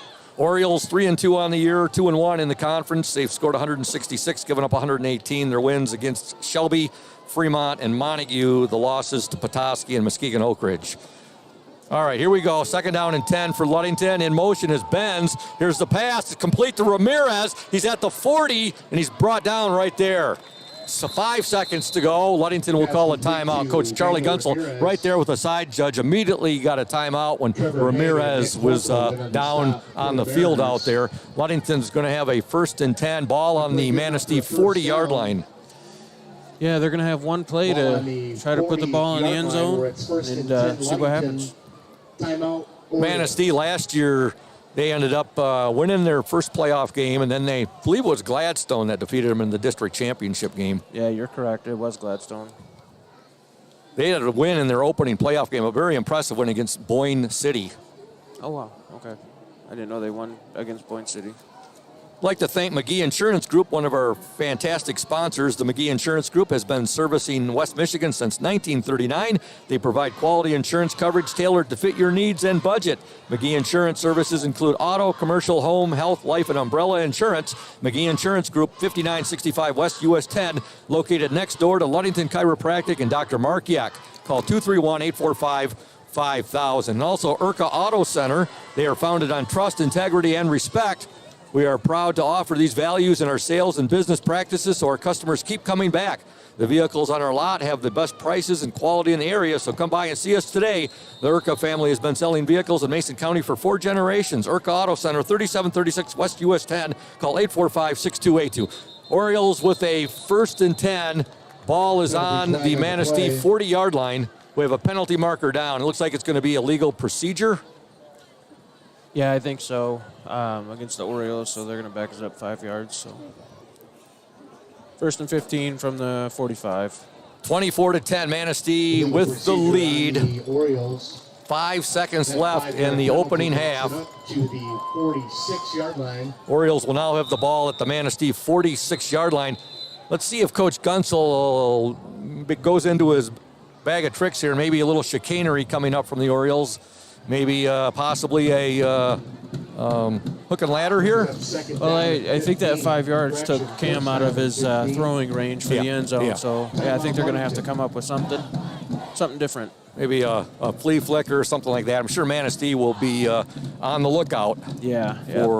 For some trick or treat going on here from the Orioles. It is almost Halloween. It is. We are almost into October.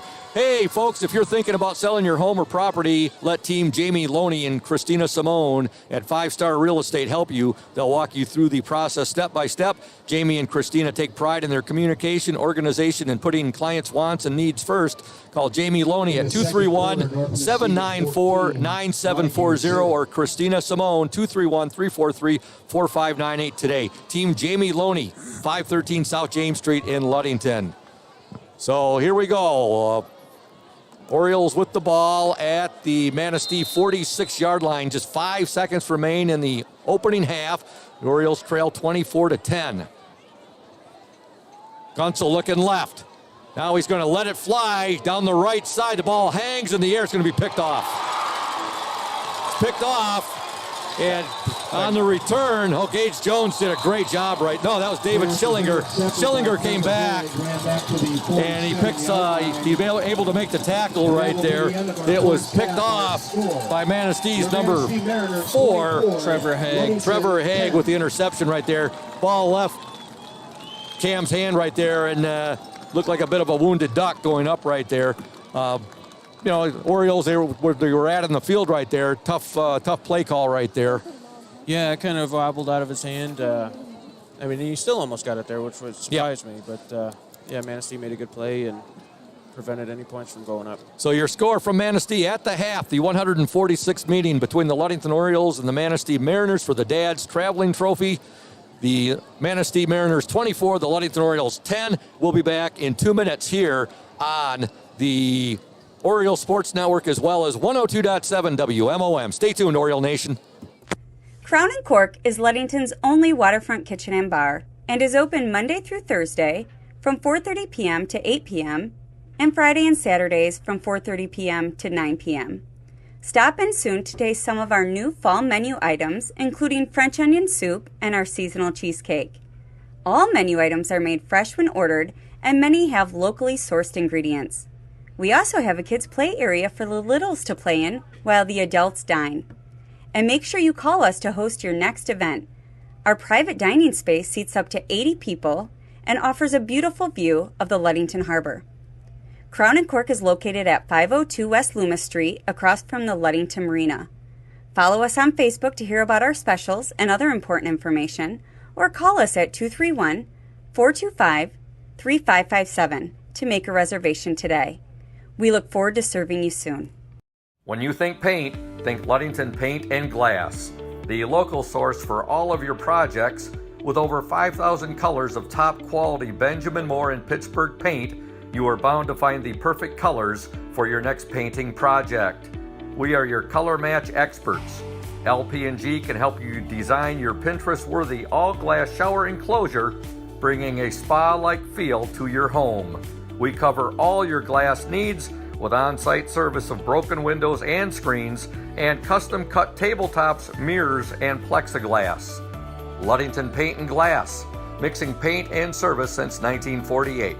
The local store with more, located at 213 South James Street in downtown Ludington. Call Ludington Paint and Glass at 231-843-8250. Follow us on Facebook at Ludington Paint and Glass. LP&G is proud to support Ludington sports.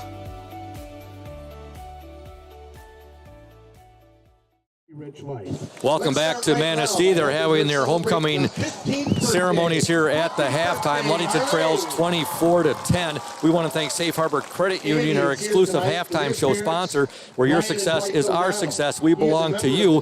Visit them at 5511 US 10 in Ludington or give them a call, 843-2323. Safe Harbor Credit Union. As dusk falls on us here, it's getting a little bit more difficult. Well, there we go. There's a little bit of light right there. We're going to give you the scoring summary.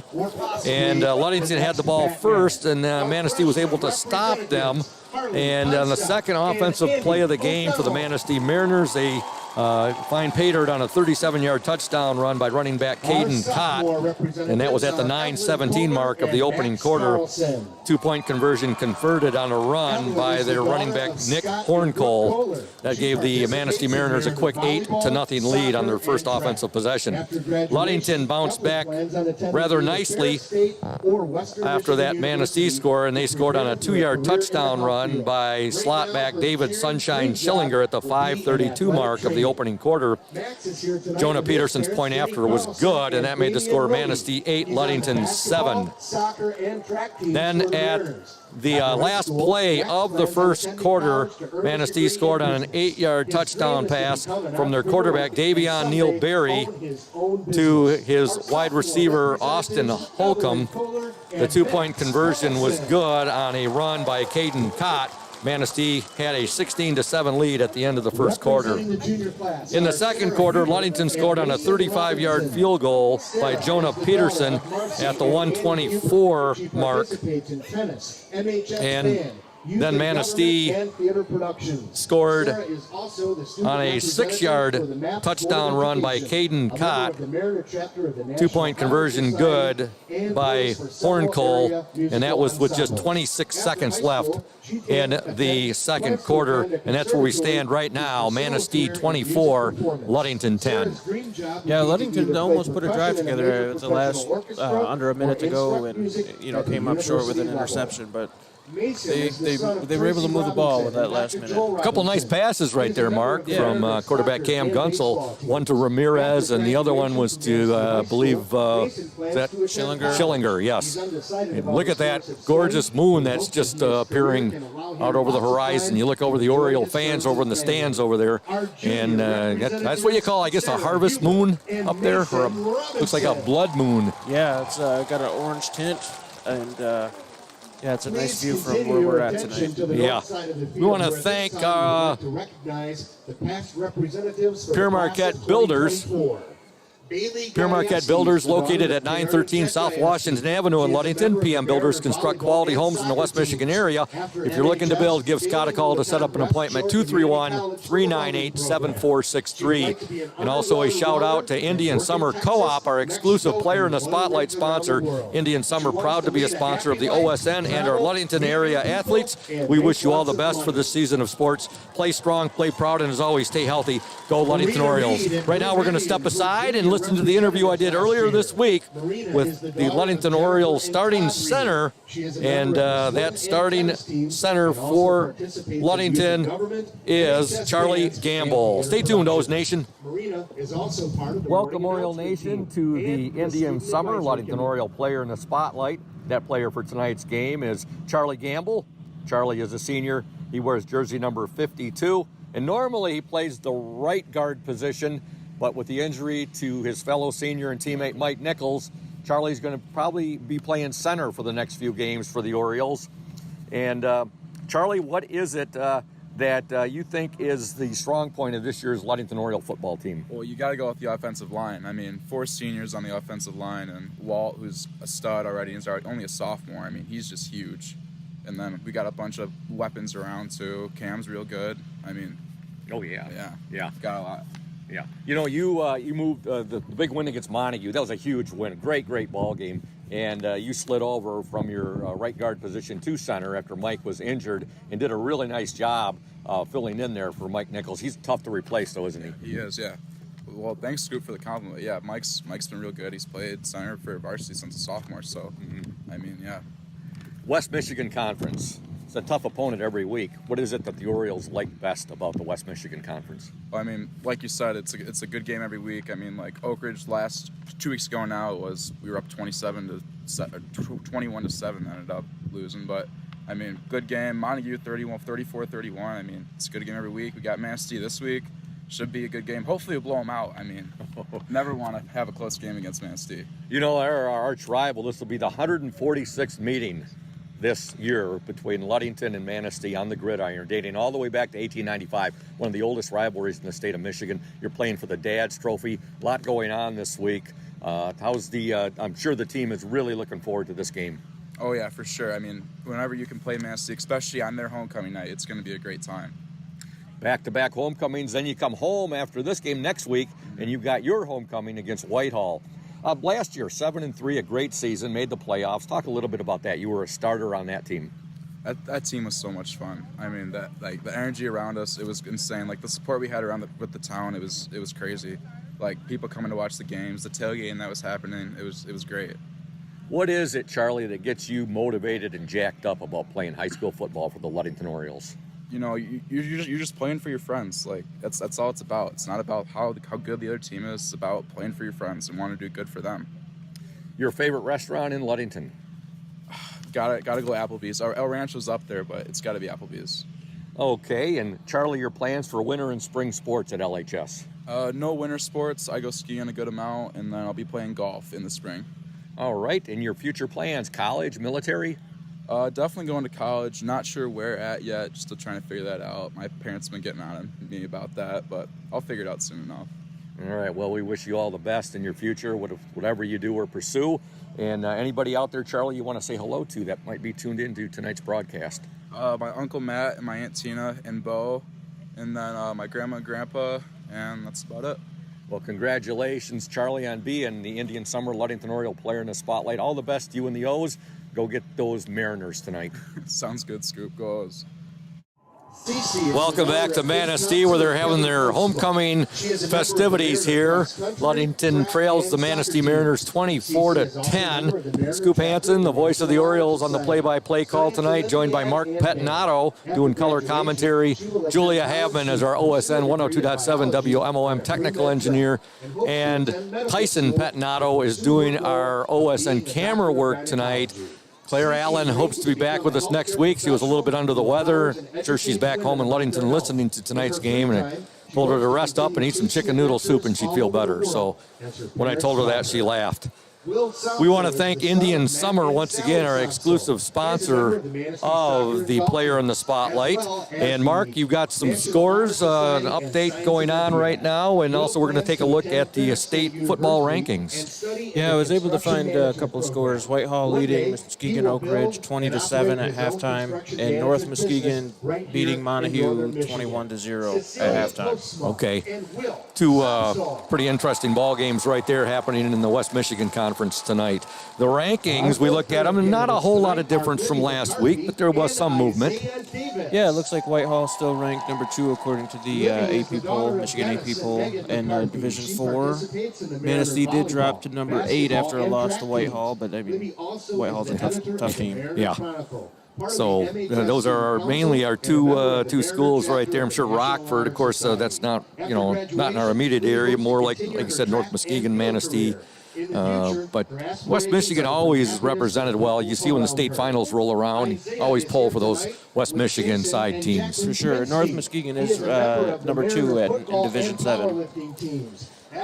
Well, Ludington trailing 24-10. I think Coach Charlie Gunsel's message will probably be much the same as last week.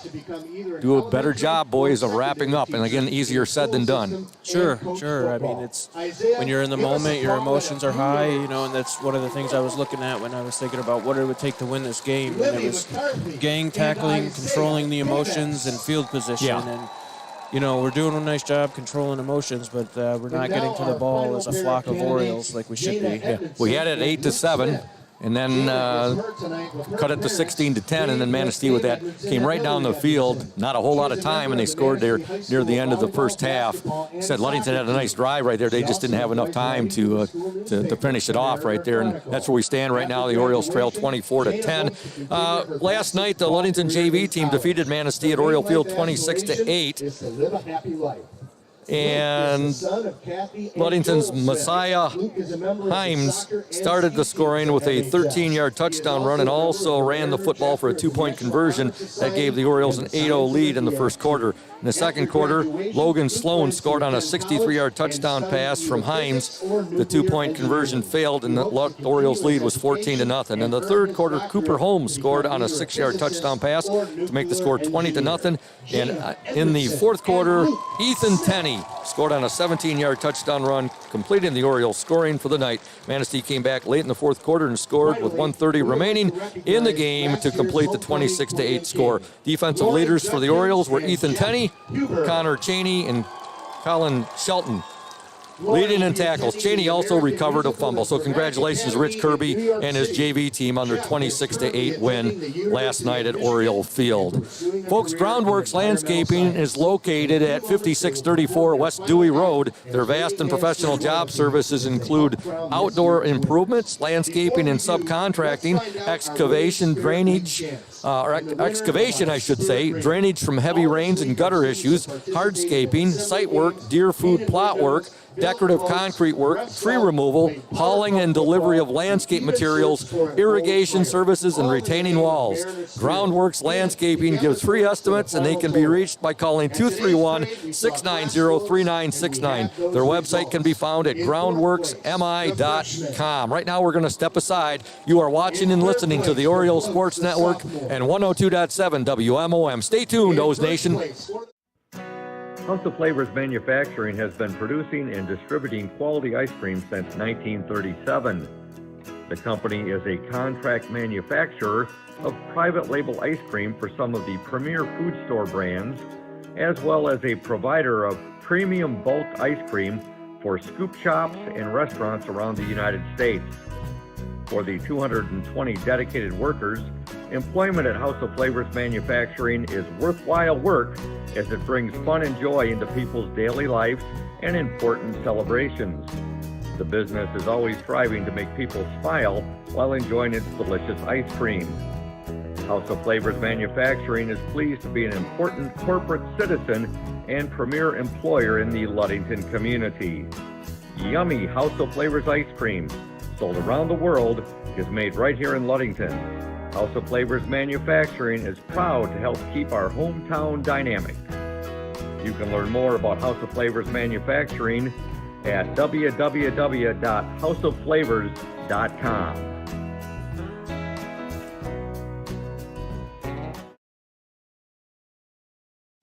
You deserve more than just a fast quote when it comes to your insurance. With over 12 decades of experience, we at Smith & Eddy are here to provide you with the best information and to stand by your side when you need us most. With offices in Ludington, Scottville, and Manistee, we are happy to help at wherever home may be. Let our team of highly trained professionals help you find the best insurance to secure your lifestyle needs. The security you need from the people you know. Smith & Eddy Insurance. Welcome back to Manistee. Manistee 24, Ludington 10. We're at the half. Homecoming ceremonies have just finished up here. They've crowned their king and queen. The king is Isaiah Davis, who's also starting both offensively and defensively for the Manistee Mariners. Quite a powerful young man. You said he's only like 5'4", but boy, is he a strong young man. Runs the ball a little bit for the Mariners and plays on their defensive line, Mark. Yeah, he's very stout. He kind of reminds me of the William Refrigerator Paris from the Chicago Bears, just the way they utilize him, and it's very effective for Manistee. And you said he's won some state powerlifting championships, correct? Correct, and deadlift and bench press, I believe. Wow, okay. Hey, folks, House of Flavors Manufacturing is one of our great sponsors. Delicious House of Flavors ice cream sold around the world, made right here in Ludington. House of Flavors Manufacturing, proud to help keep our hometown dynamic and support Ludington Oriole sports. Producing and distributing quality ice cream since 1937, and pleased to be an important corporate citizen and premier employer in the Ludington community. That's House of Flavors Manufacturing. Learn more at www.houseofflavors.com. Right now, we're going to send out a few shouts. Coach Rich Kirby, the JV coach, says, "Let's go." All the best from Elk Banner, North Carolina, from Boyd Meeker, Chad Large, Tyler Morin, and Garrett Meeker. Boy, there's some names from the past. There's some Ludington athletes there as well. Boyd and Garrett Meeker, of course, Ludington Oriole quarterbacks, both having playoff games up in Escanaba. Remember that? That was Escanaba and Des Moines night. Chad Large, also the playmaker. What a really good athlete he was, and of course the sledgehammer, Tyler Morin. So good to hear from Coach Rich Kirby and all those gentlemen. Also a shout out Georgie Makowicki, Carrie Henyon, Susie Grachek, all saying, "Let's go O's, let's get back into this ball game." Bill Clark says, "Hey Scoop, Bill and Nora here, go blue," and he means the Michigan Wolverines, not the Manistee Mariners there. Some more shout outs right now. Tom Austin in Clovis, California. He was a fellow Ludington High School 1984 classmate of mine, and he could pass for the legendary Geddy Lee, the lead singer of Rush. Also, to the big O's fan, Kensington Skiba. That's Jenna Skiba's younger sister. She's a huge fan of the Orioles on the Oriole Sports Network and 102.7 WMOM. Happy birthday wishes to LHS Girls Varsity Swimming and Diving Team Coach Kelly Hatch. Also to a big O's fan and Ludington Oriole graduate and also an athlete at Ludington, Kevin Hackert, who enjoys following the Ludington Orioles on the Oriole Sports Network. Happy birthday wishes to Scott Carrier, a good buddy of mine, enjoys talking sports. Also Justin Peck, and Justin, a Manistee guy, but a great guy nonetheless. And Justin worked with me this past year on the Badger. Real good guy. I remember when we first used to come to Manistee, Justin would take real good care of us up here, whether it was a football game or mainly over at the gym over here, the Ludington and Manistee basketball games. And happy birthday wishes as well to former Ludington Oriole varsity basketball coach Dina Hackert, celebrating a birthday today. Got any more folks chiming in there, Julia? Mike Benedict, awesome job to the Orioles Sports Network. Go O's. Bill Van Horn says go Orioles. Jay Cortland, good buddy of mine. He's a Montague Wildcat fan, but he enjoys all sports. He says, let's go O's. So keep me posted on those. Keep chiming in, folks. We'll do our best to give you a shout-out on the air here at Orioles Sports Network. But right now, I've got to give some love to our sponsors, or Coach Shank, who happens to be the OSN executive director, executive producer, sometimes color commentary man, sometimes technical engineer. If I don't give some love to some of our sponsors, he's going to scalp me. So, folks, Indian Summer Co-op, they are proud to be a sponsor of the Oriole Sports Network and our Ludington area athletes. We wish you all the best for this season of sports. Play strong, play proud, and as always, stay healthy. Go Ludington Orioles. And I wish Dad all the best. He said he's got to get up early tomorrow. He's going to a coaches convention at Oakland University. So safe travels, Coach Shank. Lundquist Furniture, West Michigan's largest furniture store, located at 203 North Main Street, downtown Scottville. Family owned and operated since 1940. For your furniture needs, call Lundquist 231-757-3368. Pierre Marquette Builders, located at 913 South Washington Avenue in Ludington. PM Builders construct quality homes in the West Michigan area. Looking to build, give Scott a call to set up an appointment, 231-398-7463. Of course, our halftime show sponsor, Safe Harbor Credit Union, where your success is our success. We belong to you. Visit them at 5511 US 10 in Ludington or give them a call, 843-2323. Safe Harbor Credit Union. And Smith & Eddy Insurance, our exclusive post-game sponsor. Smith & Eddy Insurance of Ludington, Scottville, and Manistee, a caring business foremost in insurance and community support. For peace of mind, let Smith & Eddy handle all of your insurance needs. You know, we had that Coach Rich Kirby reaching out to us right there. Great article in the Ludington Daily News this past week on Coach Kirby and all he does over at Ludington High School and as a JV football coach, and of course with the strength and conditioning program. We're lucky to have him. He's down there for Chad Large's wedding, so we want to wish congratulations to Chad Large. He's getting married this weekend in North Carolina. Congratulations to the Large family. An exciting weekend for Chad Large and his bride. Bill Van Horn, happy birthday to my mother-in-law, Hilda Parker, who's 98 years young. So happy birthday to Hilda Parker. That's awesome, 98 years old. Right now we're going to step aside, and when we return, more of the Safe Harbor Credit Union halftime show right here on the Oriole Sports Network at 102.7 WMOM. Stay tuned.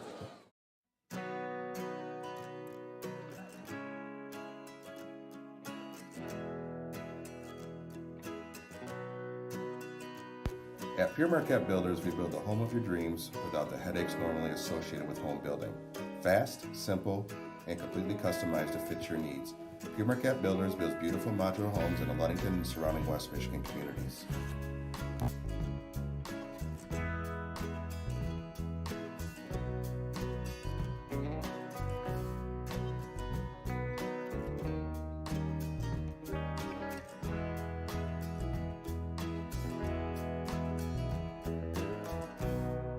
Please call Scott at 231-398-7463 to discuss your future projects. Pierre Marquette Builders is proud to support Ludington Oriole Athletics. Go O's!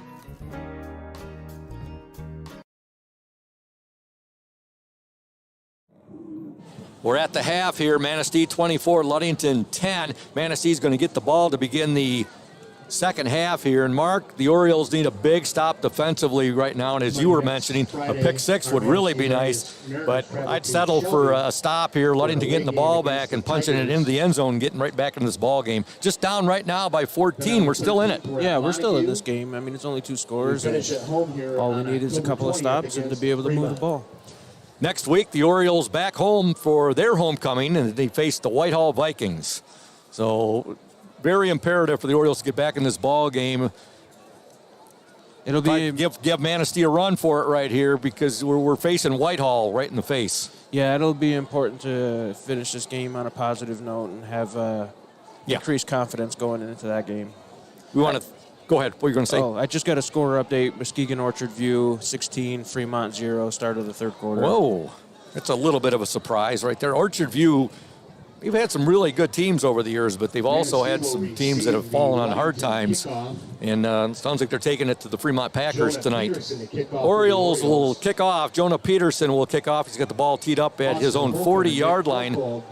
Horncole and Holcomb are back deep for the Manistee Mariners.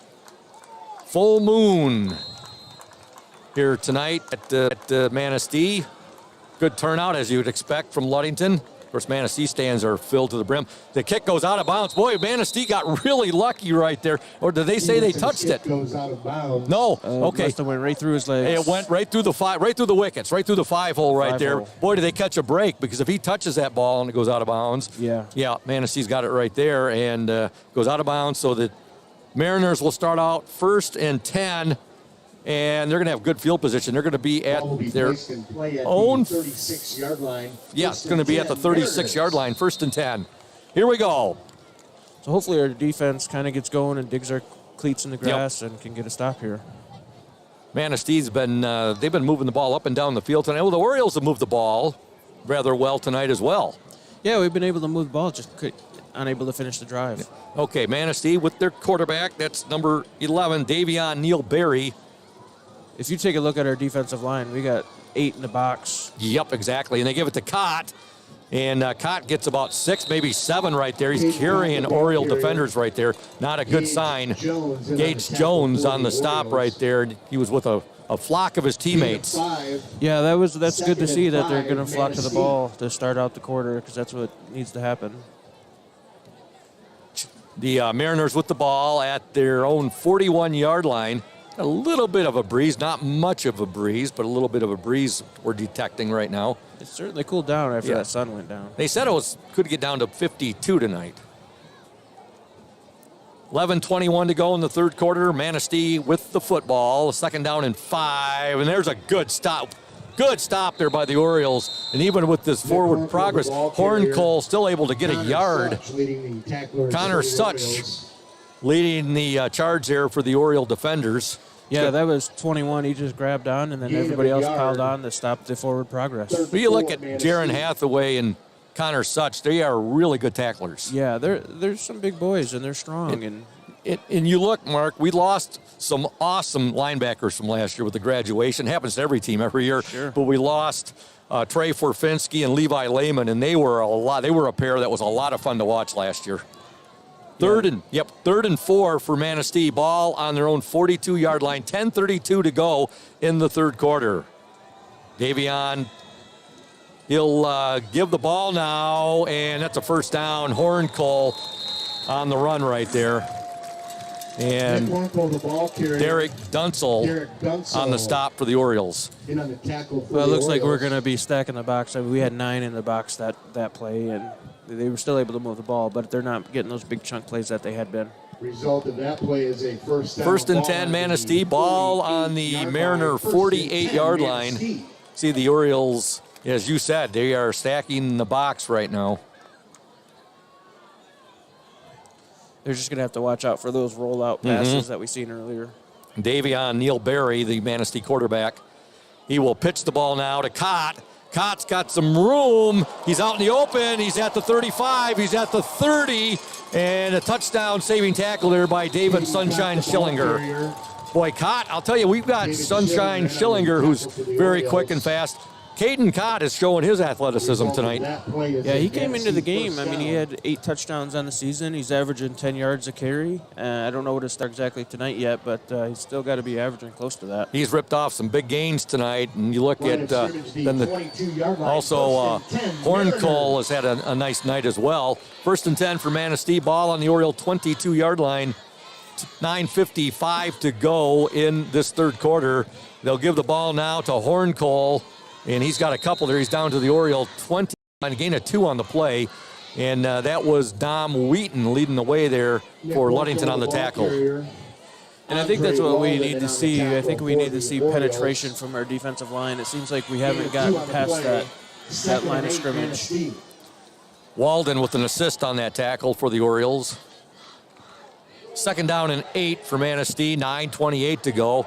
This is exactly what Manistee wanted. They wanted a time-consuming drive to begin and just chew that clock and take it down and try to punch it in and increase their lead against the Orioles here. Hand off straight up the gut, and there goes the homecoming king, and he just took out the referee right there as well, and it looked like Gage Jones.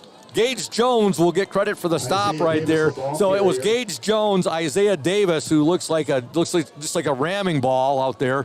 And was it the back judge? Yeah, the back judge got taken out. He was able to get up, thankfully. Yeah, it's good to see. 1st and goal for Manistee. Ball at the Oriole 8-yard line. Got a legal procedure on Manistee.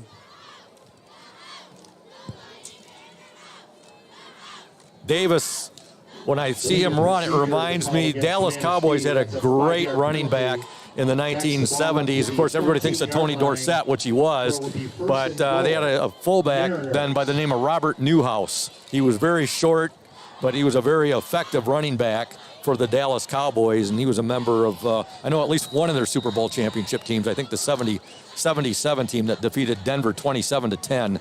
Okay. In the Orange Crush that year. All right, 1st down for Manistee. It's 1st down and goal to go. Ball on the 13-yard line. I think that was Manistee's first penalty, if I recall correctly. I think you're right. Caden Cott on the run. He'll cut it back, and he's going to be brought down. It looked like Dunsel over there. Also, Gage Jones. And Jaden Schultz. Good to call his number. Jaden Schultz, he wears gain of 6.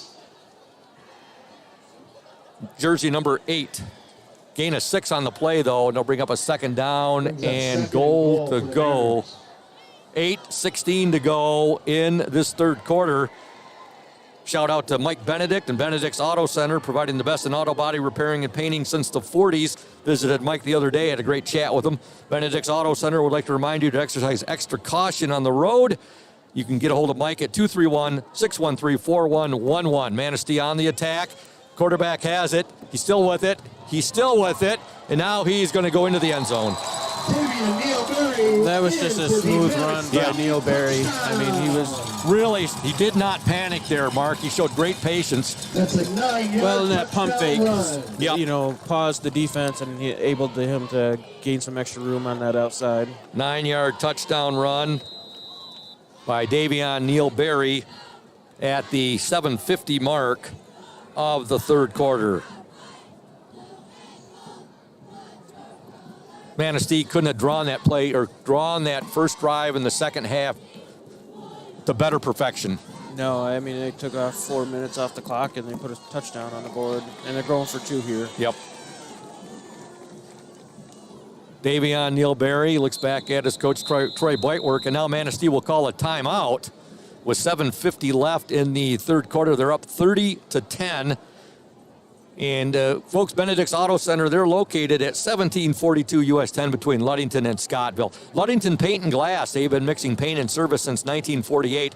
The local store with more located at 213 South James Street, downtown Ludington. Call LP&G at 843-8250. Ludington Paint and Glass, the local source for all of your projects. They are proud to support Ludington Oriole Sports while being a sponsor on the Oriole Sports Network. Ludington Chiropractic. If you are having back and neck pain and need to see a chiropractor to relieve that pain, don't hesitate. See Dr. Mark Yeck at Ludington Chiropractic. No appointment is necessary, as Ludington Chiropractic is strictly a walk-in clinic. That's Dr. Mark Yeck at Ludington Chiropractic, 5965 East Ludington Avenue, located next to Pizza Hut. For questions, call 231-843-1874. Also, Crown and Cork, Ludington's only waterfront kitchen and bar. They're open Monday through Thursday, 4 to 8 p.m., and Friday and Saturday, 4 to 9 p.m. Stop in soon to taste some of our new fall menu items, including French onion soup and apple caramel cheesecake. All menu items are made fresh when ordered, and many have locally sourced ingredients. Crown and Cork, 502 West Loomis Street, across from the Ludington Marina. Okay, here we go. Manistee going for 2 here. 7:50 to go in this 3rd quarter. First time you've seen the quarterback under center tonight. He'll keep it. His pass is deflected. 2-point pass attempt, no good. Pass falls incomplete. Daniel Ramirez read that just perfectly. 2-point conversion fails our score. Manistee. Good job by the Oriole defense right there, preventing that 2-point conversion. We're going to step aside. Manistee 30, Ludington 10, 7:50 to go in the third quarter. You're watching and listening to the Oriole Sports Network and 102.7 WMOM. When you think about your banking needs, the first place that should come to mind is Safe Harbor Credit Union. We put people over profits and shows in everything we do. I'm Adam Johnson, President and CEO at Safe Harbor Credit Union and former Ludington Oriole athlete.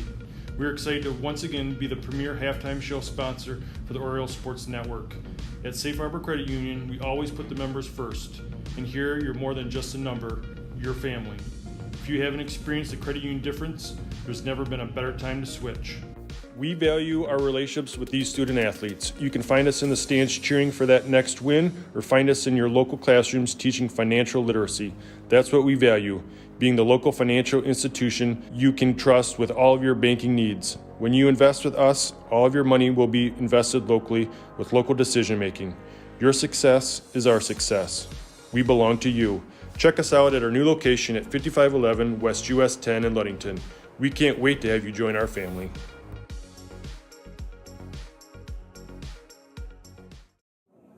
Welcome back to Manistee. Caius John's kick, and fielding it is Ramirez. Yeah, and he has the ball back to the Oriole 25-yard line. First and 10 for Ludington. 7:45 to go in the third quarter. The Orioles trail by 20 now, 30-10. You got to get it going here on offense, Mark. There's no doubt about that. Yeah, they got to find their groove. They have moved the ball at times tonight, but then they'll have they'll kind of shoot themselves in the foot. We've seen, and again, it's not, you can't blame, because they've had to move center position with Mike Nichols' injury right there, so you can't blame the positional move there, but it's just some things that need to be just more practice on. Here's a pass completed to David Sunshine Schillinger. Pass is complete to Schillinger. Gunsel to Schillinger right there. It's going to be marked out at the 30-yard line, so a gain of 5 on the play. Brings up second and 5. Yeah, he bobbled that on the run, but he still was able to bring it in and gain about 5 yards. He was forced out of bounds. Again, looking at the Orioles are quarterback Cam Gunsel. The slot back is 3, David Sunshine Schillinger. The tailback, 20, Joe Benz. The receivers are 13, Luke Hackard, and number 1, Gage Jones. The center tonight, number 52, Charlie Gamble. He was our Indian Summer Player in the Spotlight. The left guard, 53, Will Luce. The right guard, 65, Jace Rasmussen. Right tackle, 63, Walt Autry. The left tackle, 62, Corbin Wagonmaker. And now here's a pass, and it is incomplete. Gunsel trying to get that ball to, was that Luke Hackard? Let's see here. I think it was. Pass falls incomplete. We got a official's timeout. Looks like one of the Manistee players might be cramping up a bit.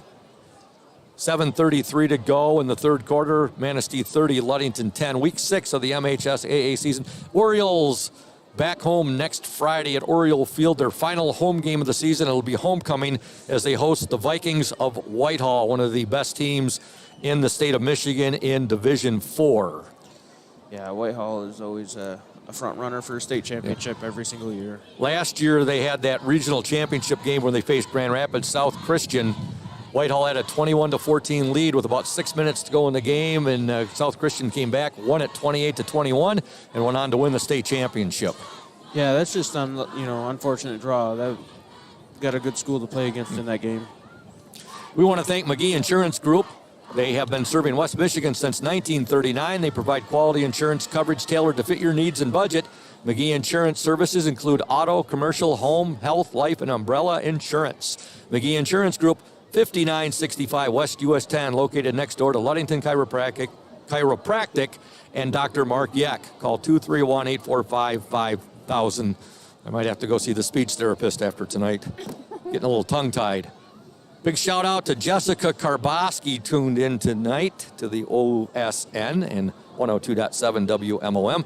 Folks, Urca Auto Center, they are founded on trust, integrity, and respect. We are proud to offer these values in our sales and business practices so our customers keep coming back. The vehicles on our lot have the best prices and quality in the area, so come by and see us today. The Urca family has been selling vehicles in Mason County for 4 generations. Urca Auto Center, 3736 West US 10. Call 845-6282. And a reminder, folks, make sure you check out the Oriole Sports Network page on Facebook later this evening. We'll have tonight's area scores. We'll have this game's scoring by summary, also the scoring by quarter, and statistics. That'll all be on the Oriole Sports Network page later this evening. Hey, if you're thinking about selling your home or property, let Team Jamie Loney and Christina Simone at 5 Star Real Estate help you. They'll walk you through the process step by step. Jamie and Christina take pride in their communication, organization, and putting clients' wants and needs first. Call Jamie Loney at 231-794-9740 or Christina Simone at 231-343-4598 today. Team Jamie Loney, 513 South James Street in Ludington. 3rd and 5 coming up for the Ludington Orioles. 7:33 to go, and the Manistee player, that looked like 56 to you or 58. It's tough to make those numbers out, Mark. Looks like 56, Caius Johns, and he's walking off under his own power, so that's good to see. That's good to see right there. So 3rd and 5 for the Orioles. Gunsall trying to draw Manistee off. Almost got Davis to jump right there, but not quite. Gunsall looking left. His pass is complete, but I think they're going to mark Schillinger short of the first down, though. He was right at, well, he was close to the sticks right there, but I think it's just going to be short. It's going to bring up a 4th and 1 for Ludington. 7:13 to go in this 3rd quarter. Yeah, that's going to be a 4th and 1 right there. Just shy. You've seen Mark from your vantage point right here. It looks like he's just shy of the 35-yard line. Yeah, I see about a half a yard, and it looks like we got our offense out there still. They got to go right now. Yeah. 7:12 to go in the game. They trail by 20, 30-10. They are at the Manistee 35-yard line, just shy of the 35. The heavy package offensive scheme in formation. They've got the first. Big hit, though, by Manistee's linebacker coming up right there, and that was Horncole. Cam Gunsall able to get the first down, though. 1st and 10 for Ludington. A tough run there by quarterback Cam Gunsall. Boy, Horncole, he is a football player. Yeah, he's all over the field, and he's fun to watch, that's for sure. 1st and 10 for the Orioles. Ball now on their own, about the 37-yard line. 1st and 10. Gunsall dropping back, still with it. His pass is complete. That's Gage Jones. Jones has the ball all the way down to the Mariner 41-yard line. Big gain, big play there by the Ludington Orioles. Yeah, that was a huge play, nice throw. Gage Jones just found an open spot on the field. And it is only the 3rd quarter, so there's still one more quarter. Oh, yes. Sorry about that. Yeah, it is just the 3rd quarter. Did I say 4th quarter? You did. Oh, my gosh. Yeah, 3rd quarter, folks. I'm not losing it, really. The rumors are being exaggerated. Remember doing my very first game at this field in 2011, doing Oriole play-by-play. Ludington lost that night 40-39, and just a tremendous ball game. Gunsall's pass is incomplete. Thrown a little bit behind Schillinger right there. I'm sure David would tell you he should have had it, though. Yeah, it hit his hands. He was on the run full speed. That's a hard pass to bring in, but you're going to be a little harder on yourself than anybody else is going to be. 2nd down and 10 for Ludington. Ball on the Mariner 40-yard line. 6:13 to go in the 3rd quarter. The Orioles trail 30-10.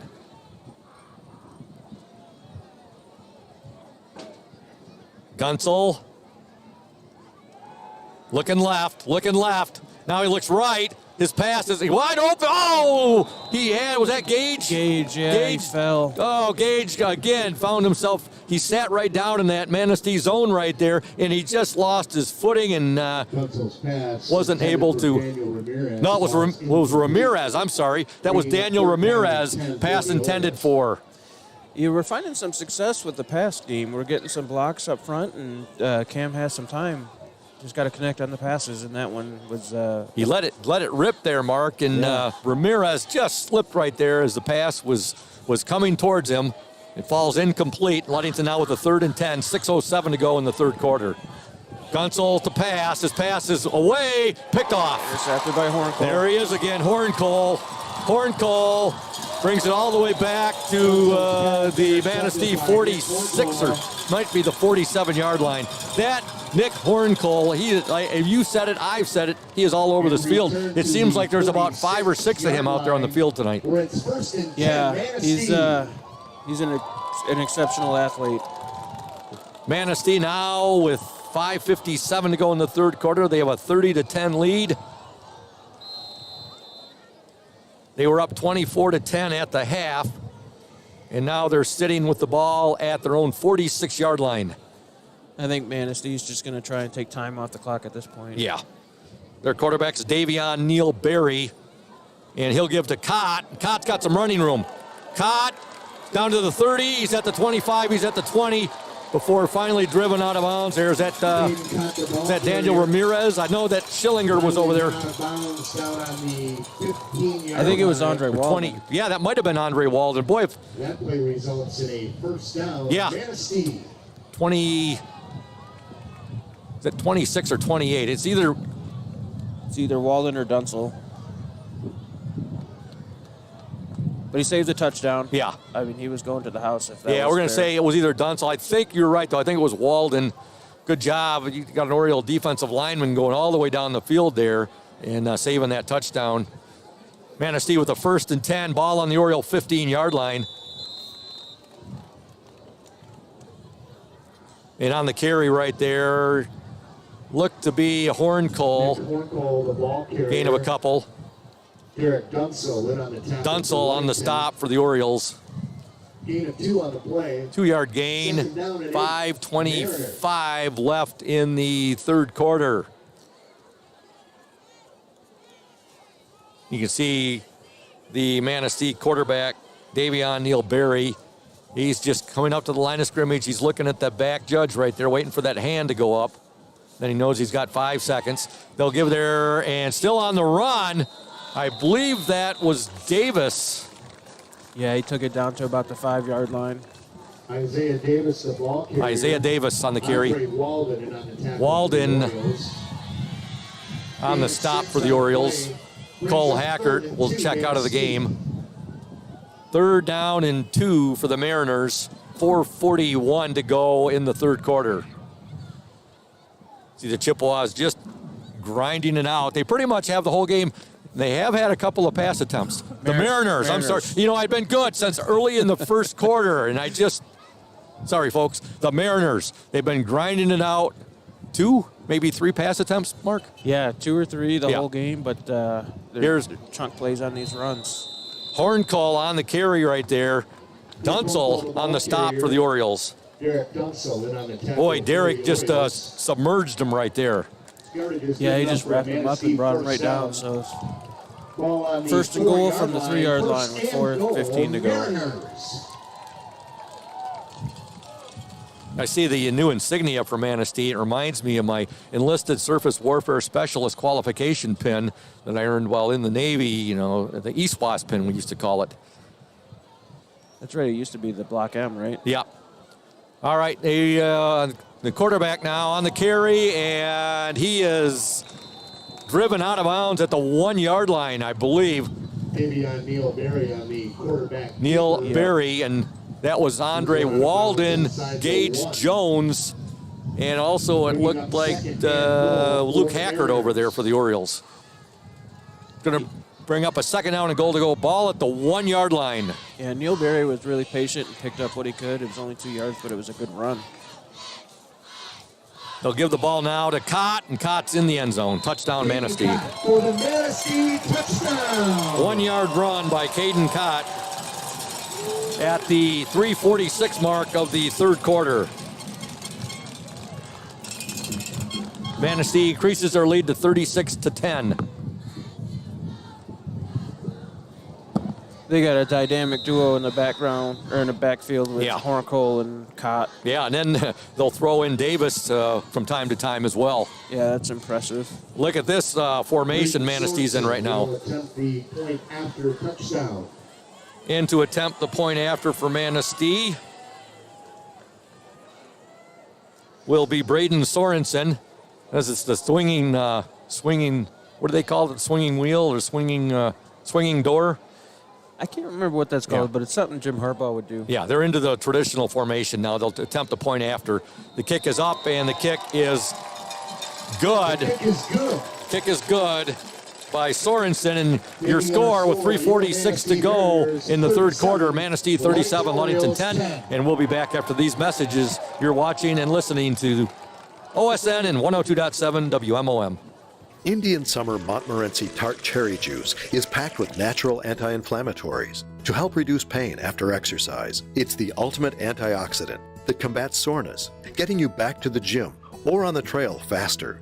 Indian Summer Tart Cherry Juice, ready to drink from fresh-pressed tart cherries, grown and produced in the U.S. and always gluten-free. It's just sweet enough and priced just right. Bring home the great taste of real fruit. Bring home Indian Summer Montmorency Tart Cherry Juice. Ask for it at your local store.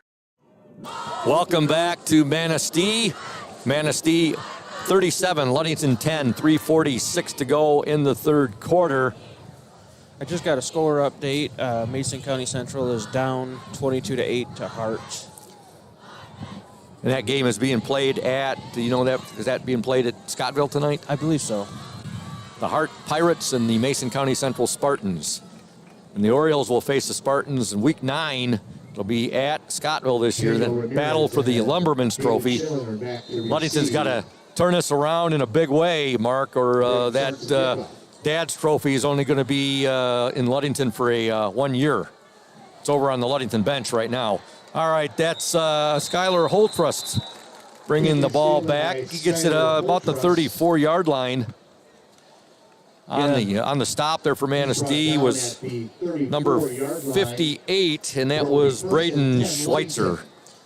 Yeah, I think we just need to get our pass game going at this point and pick your passes really well and make some completions. 3:42 to go in the third quarter. Ludington has the ball at their own 34-yard line. Coming out over the ball for the Orioles. Their center, number 52, Charlie Gamble. And we wish the best, and we hope that Mike Nichols is recovering, and he'll be back with the Orioles soon. Gunsel drops back, and he'll get the pass out to Benz. Benz at the 35. Benz trying to get around the corner. He does. He's at the 40, and gain of about 9 right there. There it is. That was a late tackle right there, and the flag does come in, and we might have a roughing penalty right there. We'll see. That was pretty close to a late hit, so we'll see what the refs call. Joe Benz on that little screen pass right there that from quarterback Cam Gunsel. Gain of 9 on the play, and then it looked like to be a late hit right there. So we're seeing the official. We're going to get the call right now. 3:32 to go in the third quarter. Personal foul on the Manistee Mariners. So 15 yards added to the 9 that Joe Benz picked up on that pitch and catch from quarterback Cam Gunsel. Folks, Groundworks Landscaping is located at 5634 West Dewey Road. And belated birthday wishes from the proprietor, the owner of Groundworks, Todd Stowe, to his younger brother, John Stowe. John celebrated a birthday about a week ago, and we'll give you more on Groundworks here in just a moment. But Cam Gunsel rolling to his right, still rolling. Now he'll run back to his left. He's got some room out there. He's at the 40, and then he goes out of bounds at about the 37-yard line. You know, that was a good heads-up play by Cam. Nothing was open, so he took off with it. He got about 4 on there, even though he probably ran about 35, 38 yards on that one, Mark. Yeah, he ran across the field 1.5 times. Folks, Groundworks Landscaping, 5634 West Dewey Road. Their vast and professional job services include outdoor improvements, landscaping and subcontracting, excavation, drainage from heavy rains and gutter issues, hardscaping, site work, deer food plot work, decorative concrete work, tree removal, and we'll get back to a little more here in a second, but I got to let you know that Cam Gunsel was just sacked by Manistee's number 60, and that was Brian McNeil, a loss of 8 on the play, so it's going to bring up a 3rd and 11 for the Orioles, 2:27 to go in the third quarter. I was talking about concrete work from Groundworks Landscaping, tree removal, hauling and delivery of landscape materials, irrigation services, and retaining walls. Groundworks Landscaping gives free estimates, and they can be reached 231-690-3969. Gunsel's pass, complete. Ramirez, he's got a first down, and he's down to the Mariner 24-yard line. Yeah, that was a nice quick hit. Ramirez wide open over the middle, and he just a nice little seam route. Actually, he's at the 23-yard line. Hit him right in stride, Mark. Yeah, that was perfect. 2:07 to go in the third quarter. Manistee 37, Ludington 10. The 146th meeting between these two schools. First and 10, Ludington. First and 10 for the Orioles. You know, the main thing right now is you want to, we still got a quarter to go and a minute and 56 seconds left in this third quarter, is to get some momentum going for the Orioles into that homecoming game next week against Whitehall. Yeah, we need to score. Oh, he's got him. Gunsel's pass complete to Jones. He's at the 10, and he's down at about the 6-yard line. Boy, give some kudos there to the Oriole offensive line. They gave Cam Gunsel a lot of time to pass right there. Yeah, offensive line is doing a really good job giving Cam time and letting him find his options. Go ahead, Mark. And the receivers are doing a nice job getting open. They're finding little pockets in the Manistee zone and see if they can punch it in right here. They got a first and goal at the Mariner 6-yard line. They'll give it to Benz. Joe Benz, touchdown, Ludington! A 6-yard touchdown run by tailback Joe Benz. Yeah, they needed that touchdown before the start of the fourth quarter, so that way they can get some. They sure did, Mark, and a good patient running there by Joe Benz. We've been seeing that the last few weeks from him. Yeah, he's got good field vision and just good hips the way he. That comes at the 1:27 mark of the third quarter. A 6-yard touchdown run by Joe Benz.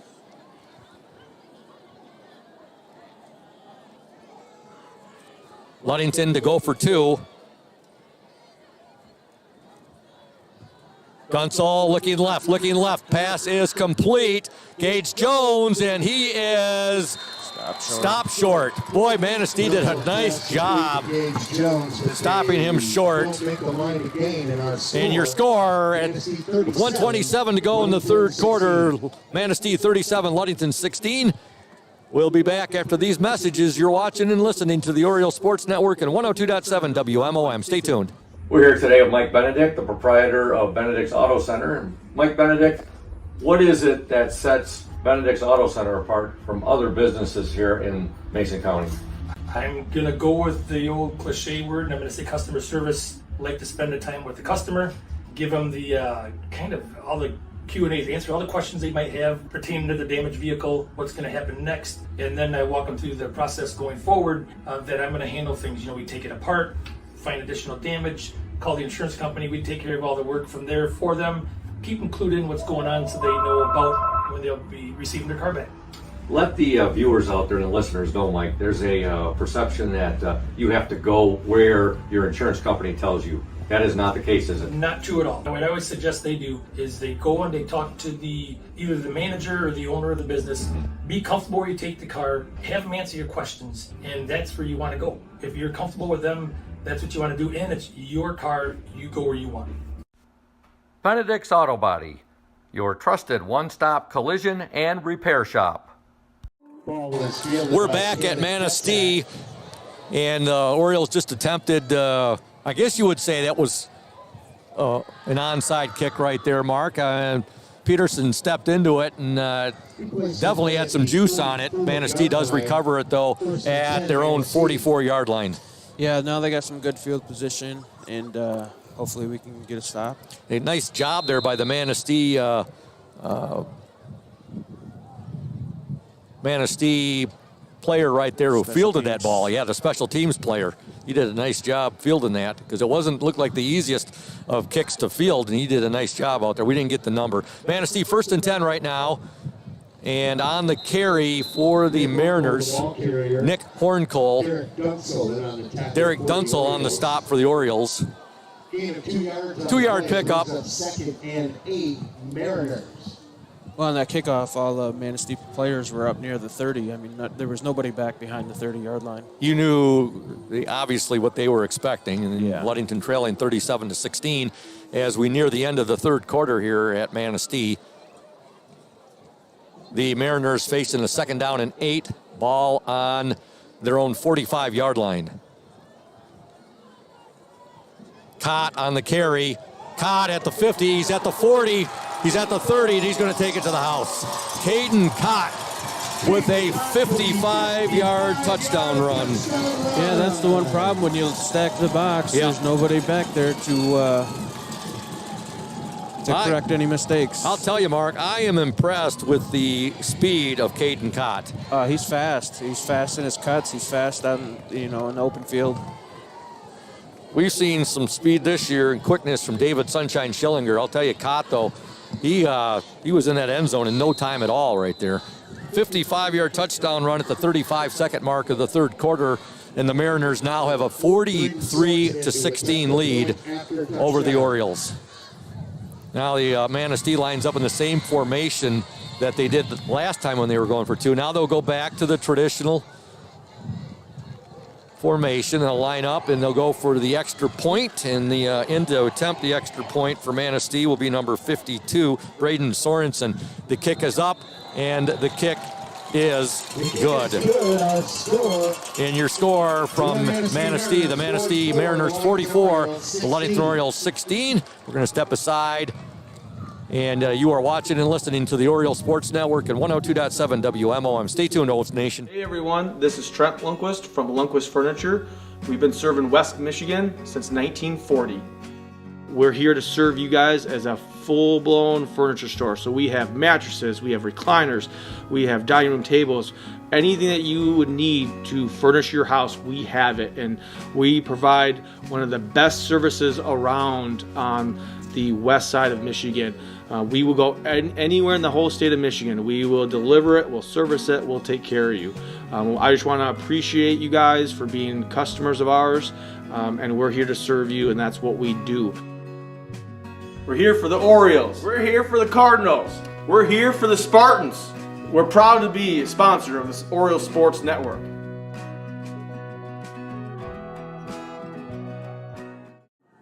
Welcome back to Manistee. And Mark, we talk about Manistee. They don't put the ball up in the air much. They like to grind it out and so forth. But I'll tell you what, for being a grinded out team, they have had some quick striking scores tonight.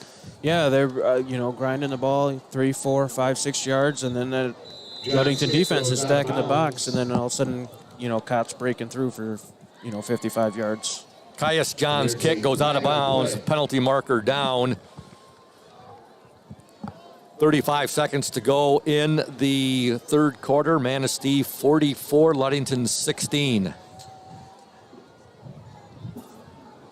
I haven't seen a call yet. We know the ball went out of bounds right there. So that's obviously that was what the penalty was all about. So Ludington gets the ball at the 35-yard line. 1st and 10 for the Orioles. Ball on their own 35-yard line.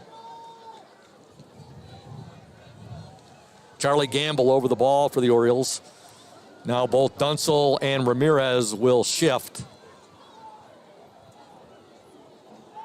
Here's a pass. It's backwards. It's thrown to Schillinger. Schillinger, 35. He's at the 40, where he's knocked out of bounds. There look like Caden Cott. Yeah, probably the 2 quickest guys on each team meeting right there, Schillinger and Cott. Yeah, Schillinger was able to get to the outside and gain about 4 yards on that little swing pass.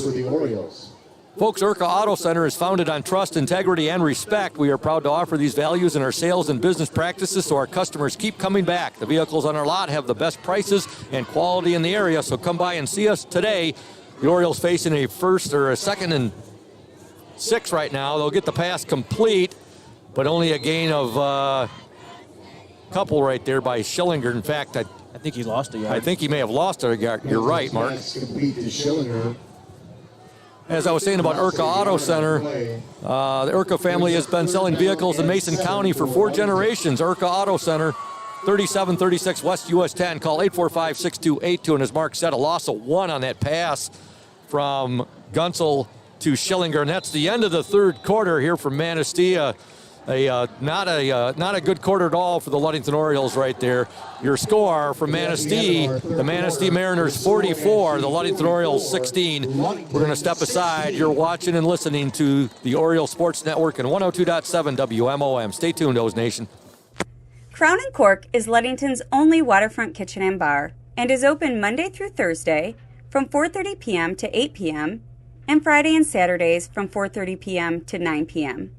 Stop in soon to taste some of our new fall menu items, including French onion soup and our seasonal cheesecake. All menu items are made fresh when ordered, and many have locally sourced ingredients. We also have a kids' play area for the littles to play in while the adults dine. And make sure you call us to host your next event. Our private dining space seats up to 80 people and offers a beautiful view of the Ludington Harbor. Crown and Cork is located at 502 West Loomis Street, across from the Ludington Marina. Follow us on Facebook to hear about our specials and other important information, or call us at 231-425-3557 to make a reservation today. We look forward to serving you soon. Welcome back to Manistee. We are about to begin play here in the fourth quarter. Manistee 44, Ludington 16. 146th meeting between these two schools. Ludington facing a second down. Shouldn't it be third down, Mark? I think it is third down. Yeah, third down and 7 right now. I do got a score update. North Muskegon leading Montague 21-7, 2 minutes to go in the third. Gunsel looks over the Manistee defense. Schillinger in motion. Gunsel rolling to his right. The pass is complete to Schillinger, and he's got a first down.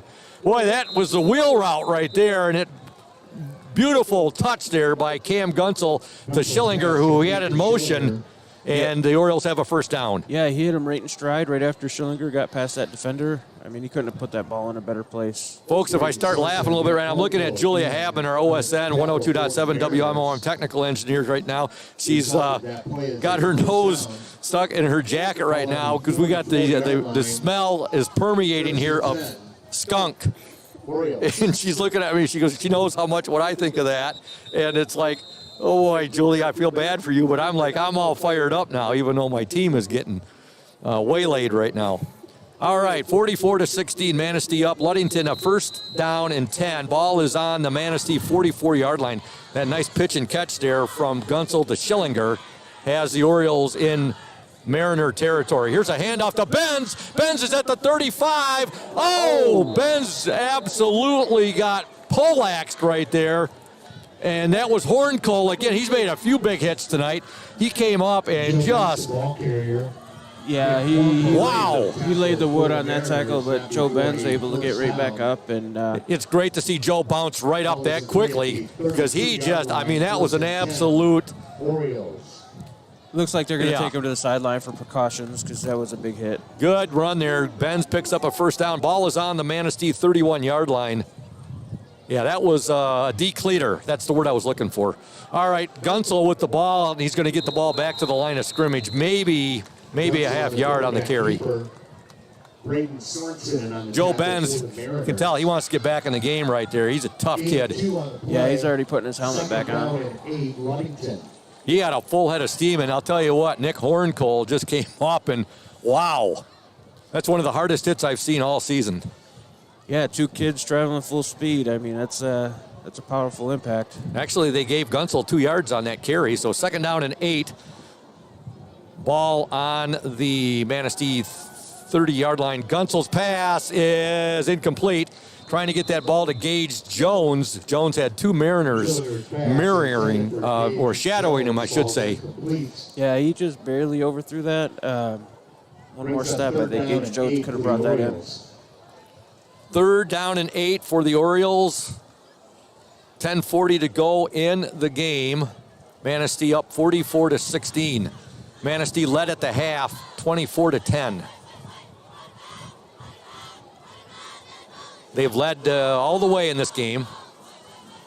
Ludington's closest they were at was 8-7.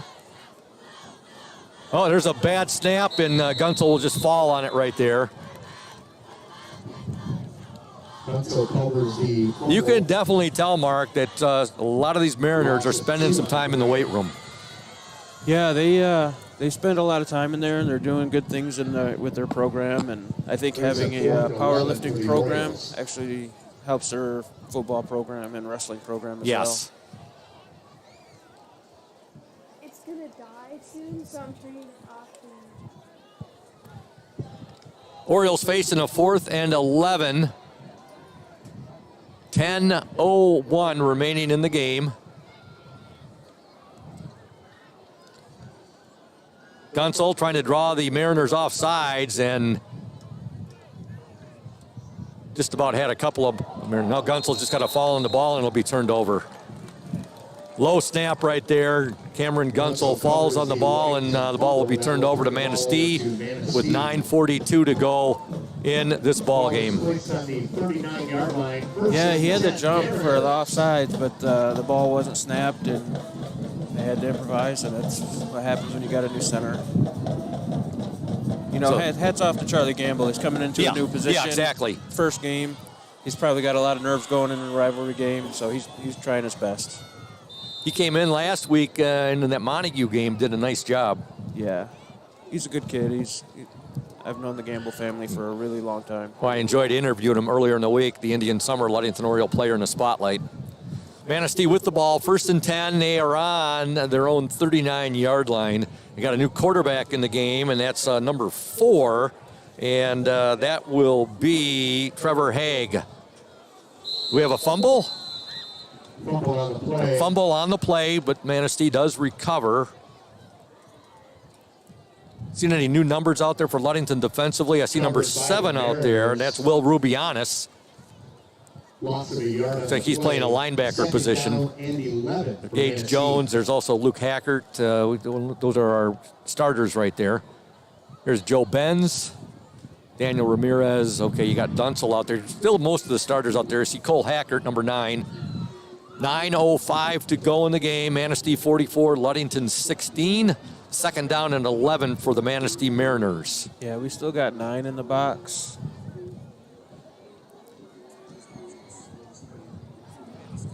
Long count. Haig will give now. And good job there, Cole Hackert leading the charge right there. Hackert, along with some help from his teammates. That was, looked like Alden. Cole Hackert leading the way. Looked like Cole Hackert in there as well. Yep, Cole Hackert. And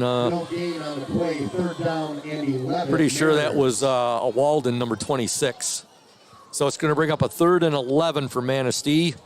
Definitely the temperature, as when we first got here, it was a very, very nice, very comfortable temperature. It was definitely didn't need any jacket on. I'll tell you now, it's dropping. You can definitely feel it up here on the roof of the Manistee press box at their football field. Yeah, I was just thinking I should have brought my thicker jacket instead of the one I brought. Timeout now called by Coach Troy Bitework and the Manistee Mariners. 8:01 to go in this game. Mariners lead the Orioles 44-16. And right now we're going to step aside. You are watching and listening to the Oriole Sports Network at 102.7 WMOM. When you think paint, think Ludington Paint and Glass, the local source for all of your projects. With over 5,000 colors of top quality Benjamin Moore and Pittsburgh paint, you are bound to find the perfect colors for your next painting project. We are your color match experts. LP&G can help you design your Pinterest-worthy all-glass shower enclosure, bringing a spa-like feel to your home. We cover all your glass needs with on-site service of broken windows and screens and custom-cut tabletops, mirrors, and plexiglass. Ludington Paint and Glass, mixing paint and service since 1948. The local store with more, located at 213 South James Street in downtown Ludington. Call Ludington Paint and Glass at 231-843-8250. Follow us on Facebook at Ludington Paint and Glass. LP&G is proud to support Ludington sports.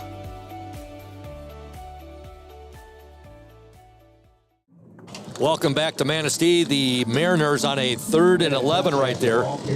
Gave the ball to Cannon Petzak. He got the ball out to the Manistee 45-yard line. It'll bring up a 4th and 4 for Manistee. Yeah, that was Gage Jones with a tackle. Able to read the play and get there before the first down. So it looks like Manistee's setting up the punt.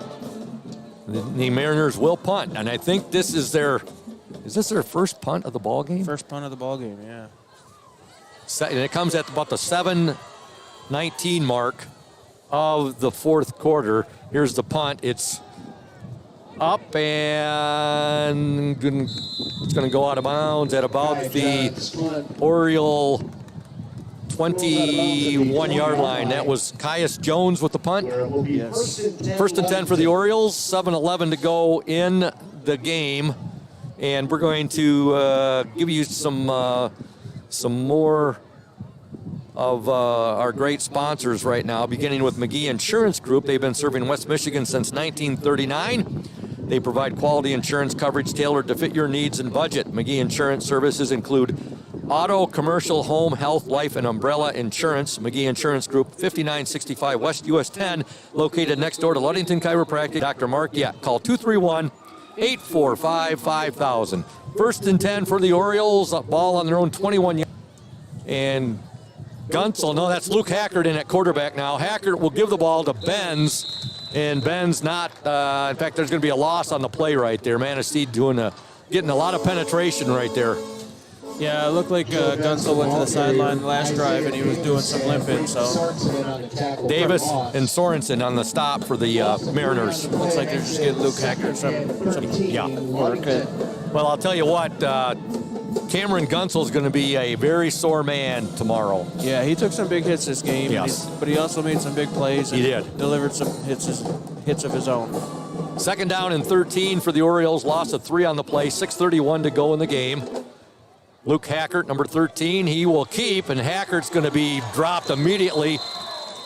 And that was Manistee's number 40. Let's see here, 43 on the stop. Doremus on the stop for Manistee.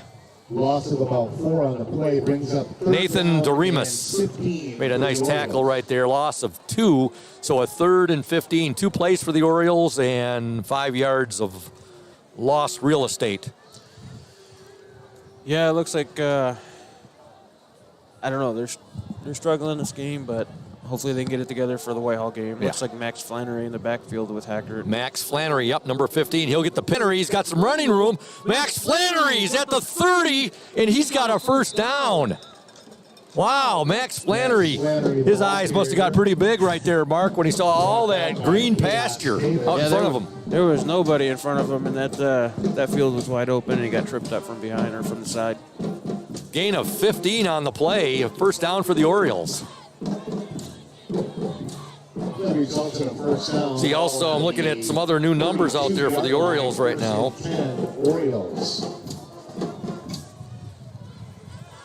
You got Skylar Holtrust playing receiver right now for Ludington. He's to the near side. Hackert, he'll give now to Benz. Joe Benz trying to get to the outside. He's at the 40, 45, he's at the 50, and he's driven out of bounds at about the Manistee 45-yard line. He's driven out by number 25, Wyatt Earp? I can't say that last name, so I don't want to mess it up. I know that name right there. Yes, that's a good name there to Wyatt Protasevich. There you go. Protasevich, yep, on the driving Joe Benz out of bounds. 1st and 10 for the Orioles. 5:21 to go in the game. Manistee 44, Ludington 16. Joe Benz on the three. Benz keeps the legs churning. He's down to about the Manistee 35, maybe to the 34-yard line. Yeah, they're going to mark him at the, we'll call it 35-yard line right there. So gain of 6 on the play. Yeah, they're able to move the ball, and it's got to feel pretty good going in this late in the game. 6 on the play brings up 2nd and 4 for the Orioles. 4:51 to go in the game. Orioles a 2nd down and 4. You can hear the wind whipping now, folks, in our microphones, our headsets. Luke Hackert, the quarterback, we're number 13. He's rolling to his right, still rolling. He gets the pass away, and it's going to be incomplete. Holtrist went up for it right there. There was two Manistee Mariners out there, and Holtrist, and see, it was a jump ball, Mark. Yeah, he had a shot at it, but just a tad underthrown. Maybe the wind had something to do with it. Brings up 3rd and 4. Ball hung up in the air a little bit, and as you said, Mark, I'm sure that a little bit of the breeze that's picking up right here affected that pass right there. Yeah. I was over watching some of the 7th grade game yesterday. Ludington 7th grade team winning, I believe it was 40-18 or 40-20 over Whitehall, and very impressed with the Oriole quarterback on the 7th grade team, Mikey Hines. They're putting some points on the board. Yeah, they are. Oh, look at this run here. Max Flannery, another big run for McInerney, wearing number 15. He's all the way down inside the Mariners' 20-yard line, down to about the 16-yard line. 2 big runs by Max Flannery. Yeah, he's putting the ball on, or he's putting his cleats in the grass and he's going. He's finding the holes. He is the Oriole long snapper. Of course, plays on special teams. Does a nice job on special teams for Ludington as well. 1st and 10 for the Orioles. Ball on the Mariner 16-yard line. 4:08 to go in the game. Hackert's pass is incomplete. A little bit too much there for Daniel Ramirez. Yeah, it might have been best that was incomplete because the Manistee defender was closing in on him pretty quick. Yeah, they were in hot pursuit there. 2nd down and 10 for the Orioles. 4:04 to go in the game. Mike Lansky. He's chiming in. He's a big Manistee fan. He roots for the Orioles unless they're playing Manistee. Mike's a big fan of the SS Badger as well. Ben's on the carry. Ben's keeping the legs churning, still driving the pile.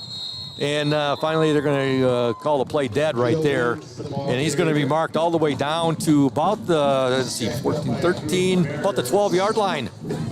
Yeah, that was a Manistee gang tackle. There was about 4 Manistee players that had him wrapped up, but he still wasn't going down. Yeah. I want to let all the Oriole Nation out there know again, we have, I like to call them hitchhikers, a lot of scammers out there trying to say they can bring you the Oriole football games, folks. Most are spam, so disregard them. All right, Luke Hackert rolling, his pass is away, and it's caught! And it is an Oriole touchdown! Touchdown on the pitch and catch from Derek Dunsel. Yeah, Luke Hackert to Derek Dunsel. And the yardage on that, Mark, was that a 13? I believe a 13-yard touchdown pass. Yeah, 13-yard pass. Luke Dunsel on the touchdown reception for the Orioles. Luke Hackert to Derek Dunsel. Comes at the 3:17 mark of the 4th quarter. Well, at this point, they got to celebrate the small victories just to have that little bit of confidence going into next week. I couldn't agree more with you, Mark. Extra point is up and good by Jonah Peterson. And your score, with 3:17 to go in the game, the Manistee Mariners 44, the Ludington Orioles 23. We're going to step aside. You are watching and listening to the Oriole Sports Network and 102.7 WMOM. You deserve more than just a fast quote when it comes to your insurance. With over 12 decades of experience, we at Smith & Eddy are here to provide you with the best information and to stand by your side when you need us most. With offices in Ludington, Scottville, and Manistee, we are happy to help at wherever home may be. Let our team of highly trained professionals help you find the best insurance to secure your lifestyle needs. The security you need from the people you know. Smith & Eddy Insurance. Good to see the Orioles punch that ball in right there. The 13-yard touchdown pass from quarterback Luke Hackert to the H-back Derek Dunsel. And Jonah Peterson's point after good. Ludington trails Manistee 44-23, 3:17 to go in this ball game. Peterson set to kick off. Here's the kick. High kick. It's going to come down at about the 16-yard line, and it's falling on it. Yeah, as Mark said, it was a live ball there. Falling on it for Manistee, doing a good job there. Heady play by Trevor Haig just to fall on that ball for his Mariners. Ball will be placed at the 10-yard line where it will be first down and 10. Typically, you don't think about that being a live ball, but yeah, if Ludington would have been down there, they could have recovered that. Yeah. All right, seeing some new numbers out there for Ludington. Mark and I will do our best to give you those names. For Ludington out there now, see number 50, Colin Shelton is out there, and also number 51, which we don't have on the roster. Seeing some other numbers out there for Ludington, looking for new numbers of Oriole defenders out there right now, getting some playing time. Manistee with the ball, and they'll give it nothing fancy, just they're trying to run this clock out right now. Believe it or not, folks, when we got here tonight, there was no wind whatsoever. I mean, it's just a beautiful night, and the wind's starting to pick up here. You'd hear it. You hear it in our headsets right now. You think it's we're having a monsoon out here, but far from a monsoon. But the wind is starting to pick up, and the temperature's dropping. That was a gain of 6 by Manistee right there. Yeah, it was about 72 degrees when we got here. Yes. Now it's about, I don't know, about 55. I would say so, definitely. We're down to 2:37 left in the game. Manistee 44, Ludington 23 in the 146th meeting between the two schools on the gridiron. Haig is the quarterback. He wears number 4. He's their backup quarterback, and now he will run with the ball, and he's going to be dropped right there. Looked like Max Flannery leading the way there, along with Rubianis, and also in on the tackle for the Orioles was Cole Porkchop Hackard. No gain on the play. So how did he get that nickname, Scoop? Well, I was at the JV game last night, and Cole was serving as the ball boy for the JV game last night, and Dan LeDuc, who's the public address announcer, he's up there talking with Evan Cruzy, the Ludington varsity baseball coach, Rob Killips, the Ludington varsity tennis coach, and they said, we're going to give him special recognition, which they did over the public address. They said, special recognition tonight to the Ludington JV ball boy, Cole Porkchop Hackard. And it stuck. And Cole looked up. He loved it. He looked up at and was waving his arms around. And, so I wished him good luck tonight. When I went down and got the starting lineup, I walked past him. I said, good luck tonight, Porkchop. And he said, thanks, Scoop. He's a good kid. He is.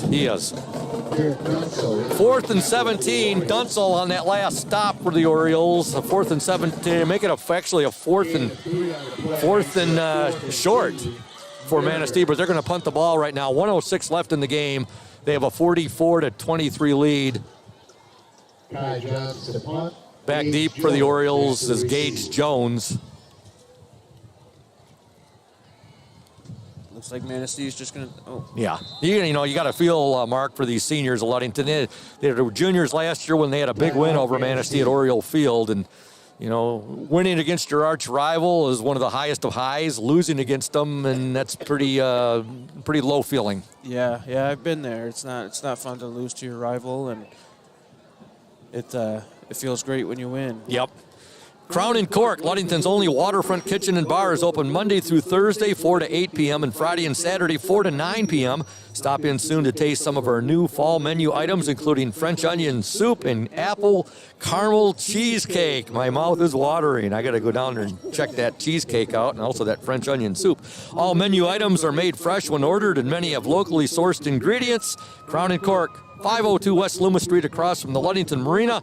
Follow us on Facebook to learn more about our specials and other important information. Say hi to the proprietors down there, Brian and Linda Matson. Good people.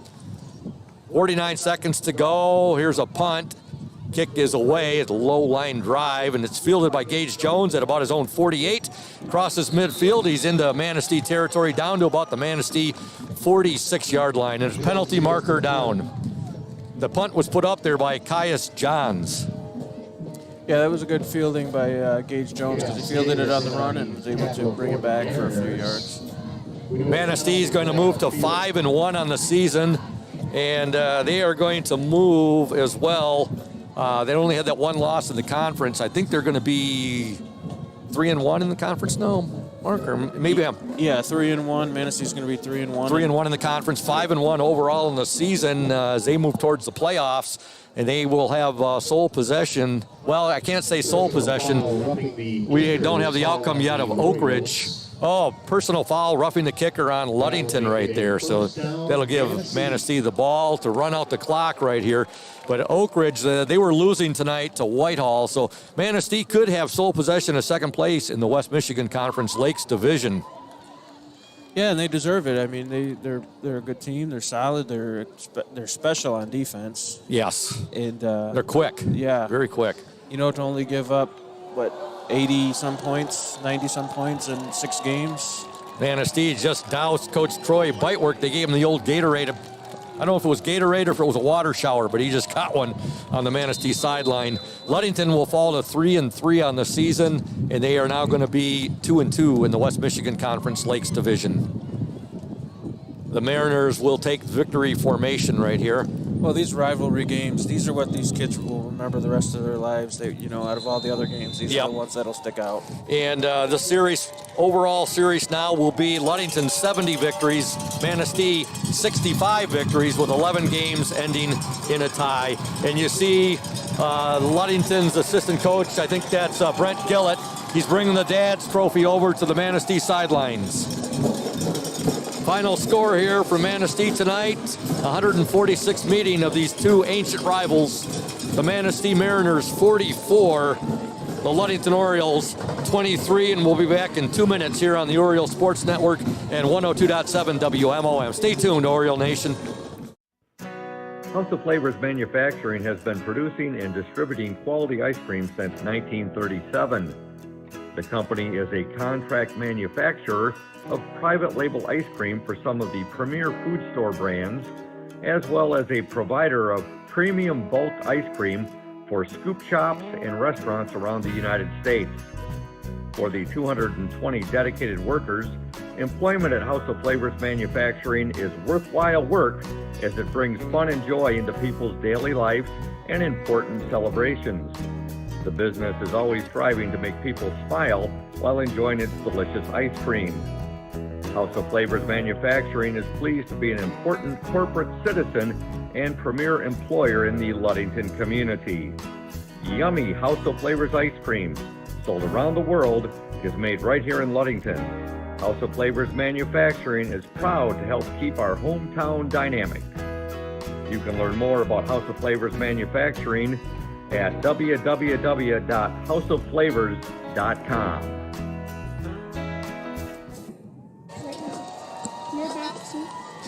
We're back, folks, at Manistee. The final score, the Manistee Mariners 44, the Ludington Orioles 23.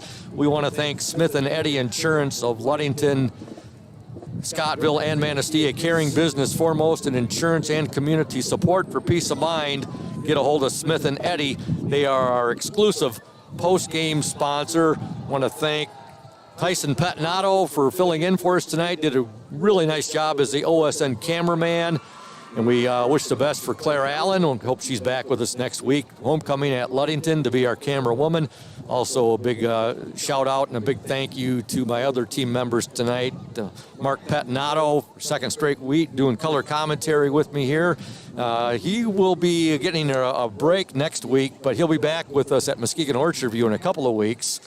And doing a fine job doing color commentary. Mark is a football enthusiast, much like myself. He has a definite passion for not only college football and watching the NFL, but also high school football. And it's great having you, Mark, doing color commentary with me tonight. Actually doing it the last couple of weeks. Also, Julia Havman, our OSN technical engineer, and doing a nice job with us tonight. And she'll get a break next week as well, and Thad will be back doing that. The Orioles, they faced a really good Manistee Mariners ball team here tonight. Mark, we were talking during the break there. Whitehall came in here last week, put up 35 on this Manistee team, and I'm thinking, oh my gosh, we know how good Whitehall is, but it's like they have to be really good to have to score a 35-0 shutout against a very good Manistee football team. Yeah, this Manistee team is special. They're going to make a run into the playoffs this year, I feel, and it'll be interesting to watch them and see how far they go. Coach Charlie Gunsel will be making his way up here, folks, for the Smith & Eddy post-game interview. We'll be talking with him. I know Charlie, I'm sure, probably can't be too happy, but he knows that his boys were beat by a very good Manistee team in the 146th meeting between the two schools. You look at the quickness they have on defense. They're tough. They're hard hitters. I mean, you can tell, very powerful, and it goes with that speed in their backfield. I mean, Caden Cott, very impressed by him tonight, and I was extremely impressed with Nick Horncole. Well, Nick Horncole on defense and Caden Cott on offense. I mean, both of them played both ways, but they were special in each of those positions. And then, Isaiah Davis, filled in when they needed it. And, he's just a tough, strong kid. He certainly is. And I want to remind you, folks, you can check out the Oriole Sports Network page later this evening. We'll have the final score up there, the scoring by quarter, the scoring summary, statistics, and also the area scores of interest in Week 6 of the MHSAA season. Ludington falling here tonight by the score of 44-23. The Dad's Traveling Trophy at Ludington for 1 year and back to Manistee, and that trend continues, Mark. That began in 2010 with Ludington winning a game and then losing 2 years in a row to Manistee. It's happened in that order ever since 2010, where Ludington will win, Manistee wins 2, Ludington wins, Manistee wins 2. Look it up, folks. It's on the MHSAA page. In fact, you can look. I put up the scores in the Ludington-Manistee series dating back to 1950. And if you look from 2010 on, it's quite a coincidence. It's a little bit eerie. Well, hopefully we can break that streak next year because we got some special kids that are young on this team. And this loss really doesn't say anything about the team we have because there's some young kids that are going to play next year, and they'll be able to have a good season. And we've got some talented teams on this year's team, too. It's the Manistee. They really took it to the Orioles tonight. Yep. Coach Charlie Gunsel has joined us up here on the rooftop at Manistee of the press box. And Coach Gunsel, the 146th meeting between the Ludington Orioles and the Manistee Mariners. Well, I tell you, Coach, I don't know how many times I finally got it corrected. Only one time in the second half did I call them Chippewas. Yeah. I called them Chippewas probably about 7-8 times in the first half. That is one good football team. How good is Whitehall if Manistee put up 44 on us tonight? Or 44. And you got to be disappointed, but you also know your boys played a darn good football team there. Yeah, we did. I wish we could have put our best foot forward. They just... They really dominated all areas, offense, defense, and special teams. I felt like we were just a step behind, continuing to missing tackles on really good backs. But and offensively, it was such a grind. Yeah. Couldn't run the ball like we wanted to. And so they're a good ball club. For a Division VI club, that's a club that's built to have a nice run. Yeah, as you said, Division VI. They like to grind it out. I think they only put the ball up 2, maybe 3 times tonight. Right. 1 touchdown pass right there. But for being a grinded out team, they had some pretty quick strikes tonight too. Well, Horncole and Cott and are just lightning in a bottle. And Cott's only a junior, Horncle's a senior, but. They did a really nice job up front. We were trying to do some different looks and give them different, blocking assignments, and everything we threw at them, they just handled. And that's what happens when you play kids that are, they're confident in what they're doing, and then they just controlled both lines of scrimmage. And like I said, it was a grind. I felt when it was 17-10, we were hanging on by a thread. As a coach, you kind of get that feeling, man, we're just hanging in there. But, credit to them. I thought we would play better tonight. I really was expecting to play better, but it's that's a good club. Yeah, 24-10 at the half. What did you tell the boys at halftime? I mean, you're still in there, 14 points. Right. And then they had a huge third quarter. Yeah, you just tell them, look, we're down 2. I mean, it's just 2 scores. I mean, we have the ability to score quickly, and I thought we would. I thought we would, come out and answer, but they obviously take a kickoff, go right down and score, make it 30-10. Then it starts to become a little bit of an uphill battle, and you're battling that psyche of, hey, man, can we get back into this? And I thought, we did some nice thing in the passing game tonight. We did a lot of nice things there, but you got to be able to run the football, and you got to be able to get stops. That's high school football, especially in northern Michigan, and if you can't do those things, it's going to be a long night. Mark and I talked about it. Your Orioles moved the ball lot of this game. I mean, in the passing game looked pretty good tonight. Gage Jones, they were finding some spots in Manistee's zone right there, sitting down nicely in there, and Cam was hitting them with passes. Daniel Ramirez, Gage Jones. But you look, again, Coach, you talked about it. They're thunder and lightning, Horncole and Cott. Boy, they are one heck of a 1-2 punch, and then you throw Davis in there. Yeah, I thought pass pro, we were really pretty good tonight. They had to blitz to get at us, and they did that a couple times. And, then it would just be misfortune. Like we'd slip on a route that was a touchdown. We'd go to the wrong guy on it. That would have been another touchdown. Then on the next pass, it's intercepted. So you miss 2 golden opportunities, and then we get picked off. So it's just the way the night went. We needed a faster start. We needed to be able to, have some confidence that we were going to get stops. Neither of those 2 things happened, so it kind of put us off schedule.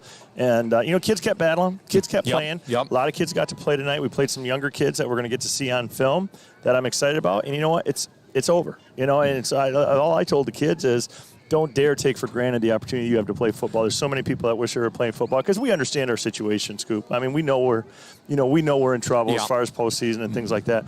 But play. Just show up and play. Let's play as hard as we can play, and let's have as much fun doing it as we can. Yeah, and then you look at there at the end right there, Coach. Little bit of, you wanted a good feeling there at the end, and Luke Hacker with the 13-yard touchdown pass there to Derek Dunsel. Get a little bit of momentum going into Whitehall next week for your homecoming game. Both Luke and Derek deserve that. Luke deserved to throw it, and Derek works his tail off. He deserved to catch a touchdown. So we make a decision to pull Cam with 9 minutes to go in the fourth quarter where we're down 21. But I just felt like it was the right thing to do because Luke has worked hard, and you got to see Max Flannery get some tailback reps. That's a kid we're looking at for playing tailback next year, and I thought he looked really good. Some big runs right there. Yeah, I'm going to look at it, and I'm going to find what we did well, and I'm going to try to build off what we did well.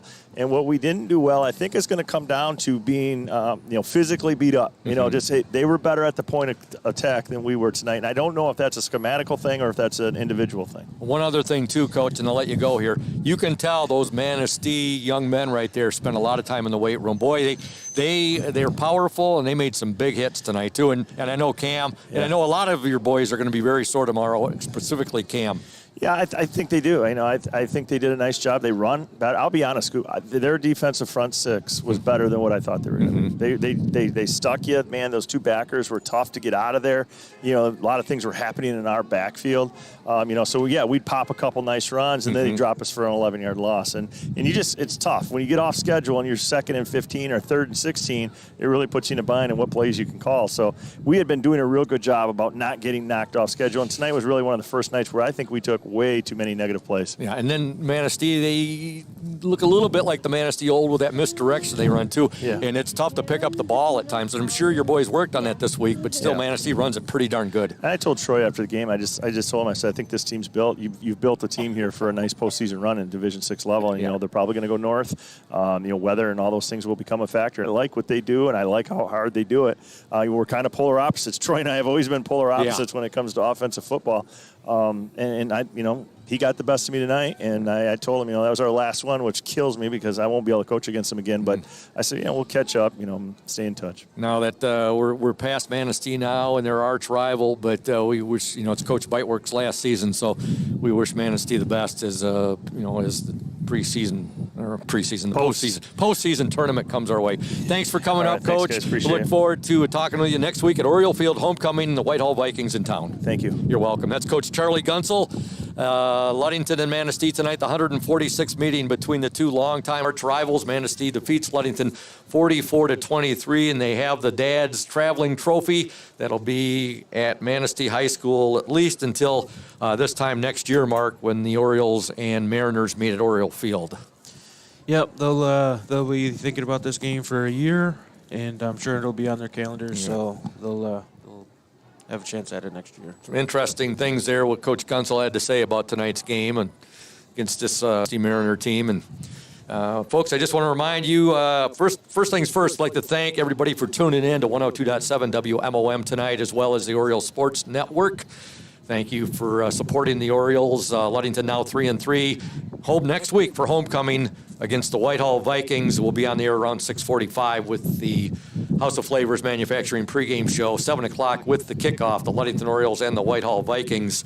And with that said, for My color commentary man tonight, Mark Pettinato, for our OSN cameraman tonight, Tyson Pettinato, for the OSN 102.7 WMOM technical engineer, Julia Habman, and of course for Chris Nicholas, the station manager and owner of WMOM 102.7 FM, and Thad Shank, the OSN executive director and producer. This is the voice of the Orioles, Todd Scoop Hansen, saying so long from Manistee. Once again, your final score, the Manistee Mariners 44, the Ludington Orioles 23. Good night, Oriole Nation. Have a great weekend. You've been listening to High School Sports here on the Oriole Sports Network and 102.7 WMOM. This high school sports event was brought to you by House of Flavors Manufacturing, House of Flavors Restaurant, Safe Harbor Credit Union, Indian Summer Co-op, Smith & Eddy Insurance. Also in part by PM Builders, Benedict's Collision, Lundquist Furniture, Crown & Cork Waterfront Kitchen, Ludington Paint and Glass. In addition, today's game is brought to you by IRCA Auto Center, Team Jamie Loney 5-Star Real Estate, McGee Insurance, Ludington Chiropractic, and Groundworks Landscaping. Join us again for more high school sports with the partnership between Oriole Sports Network and 102.7 WMOM.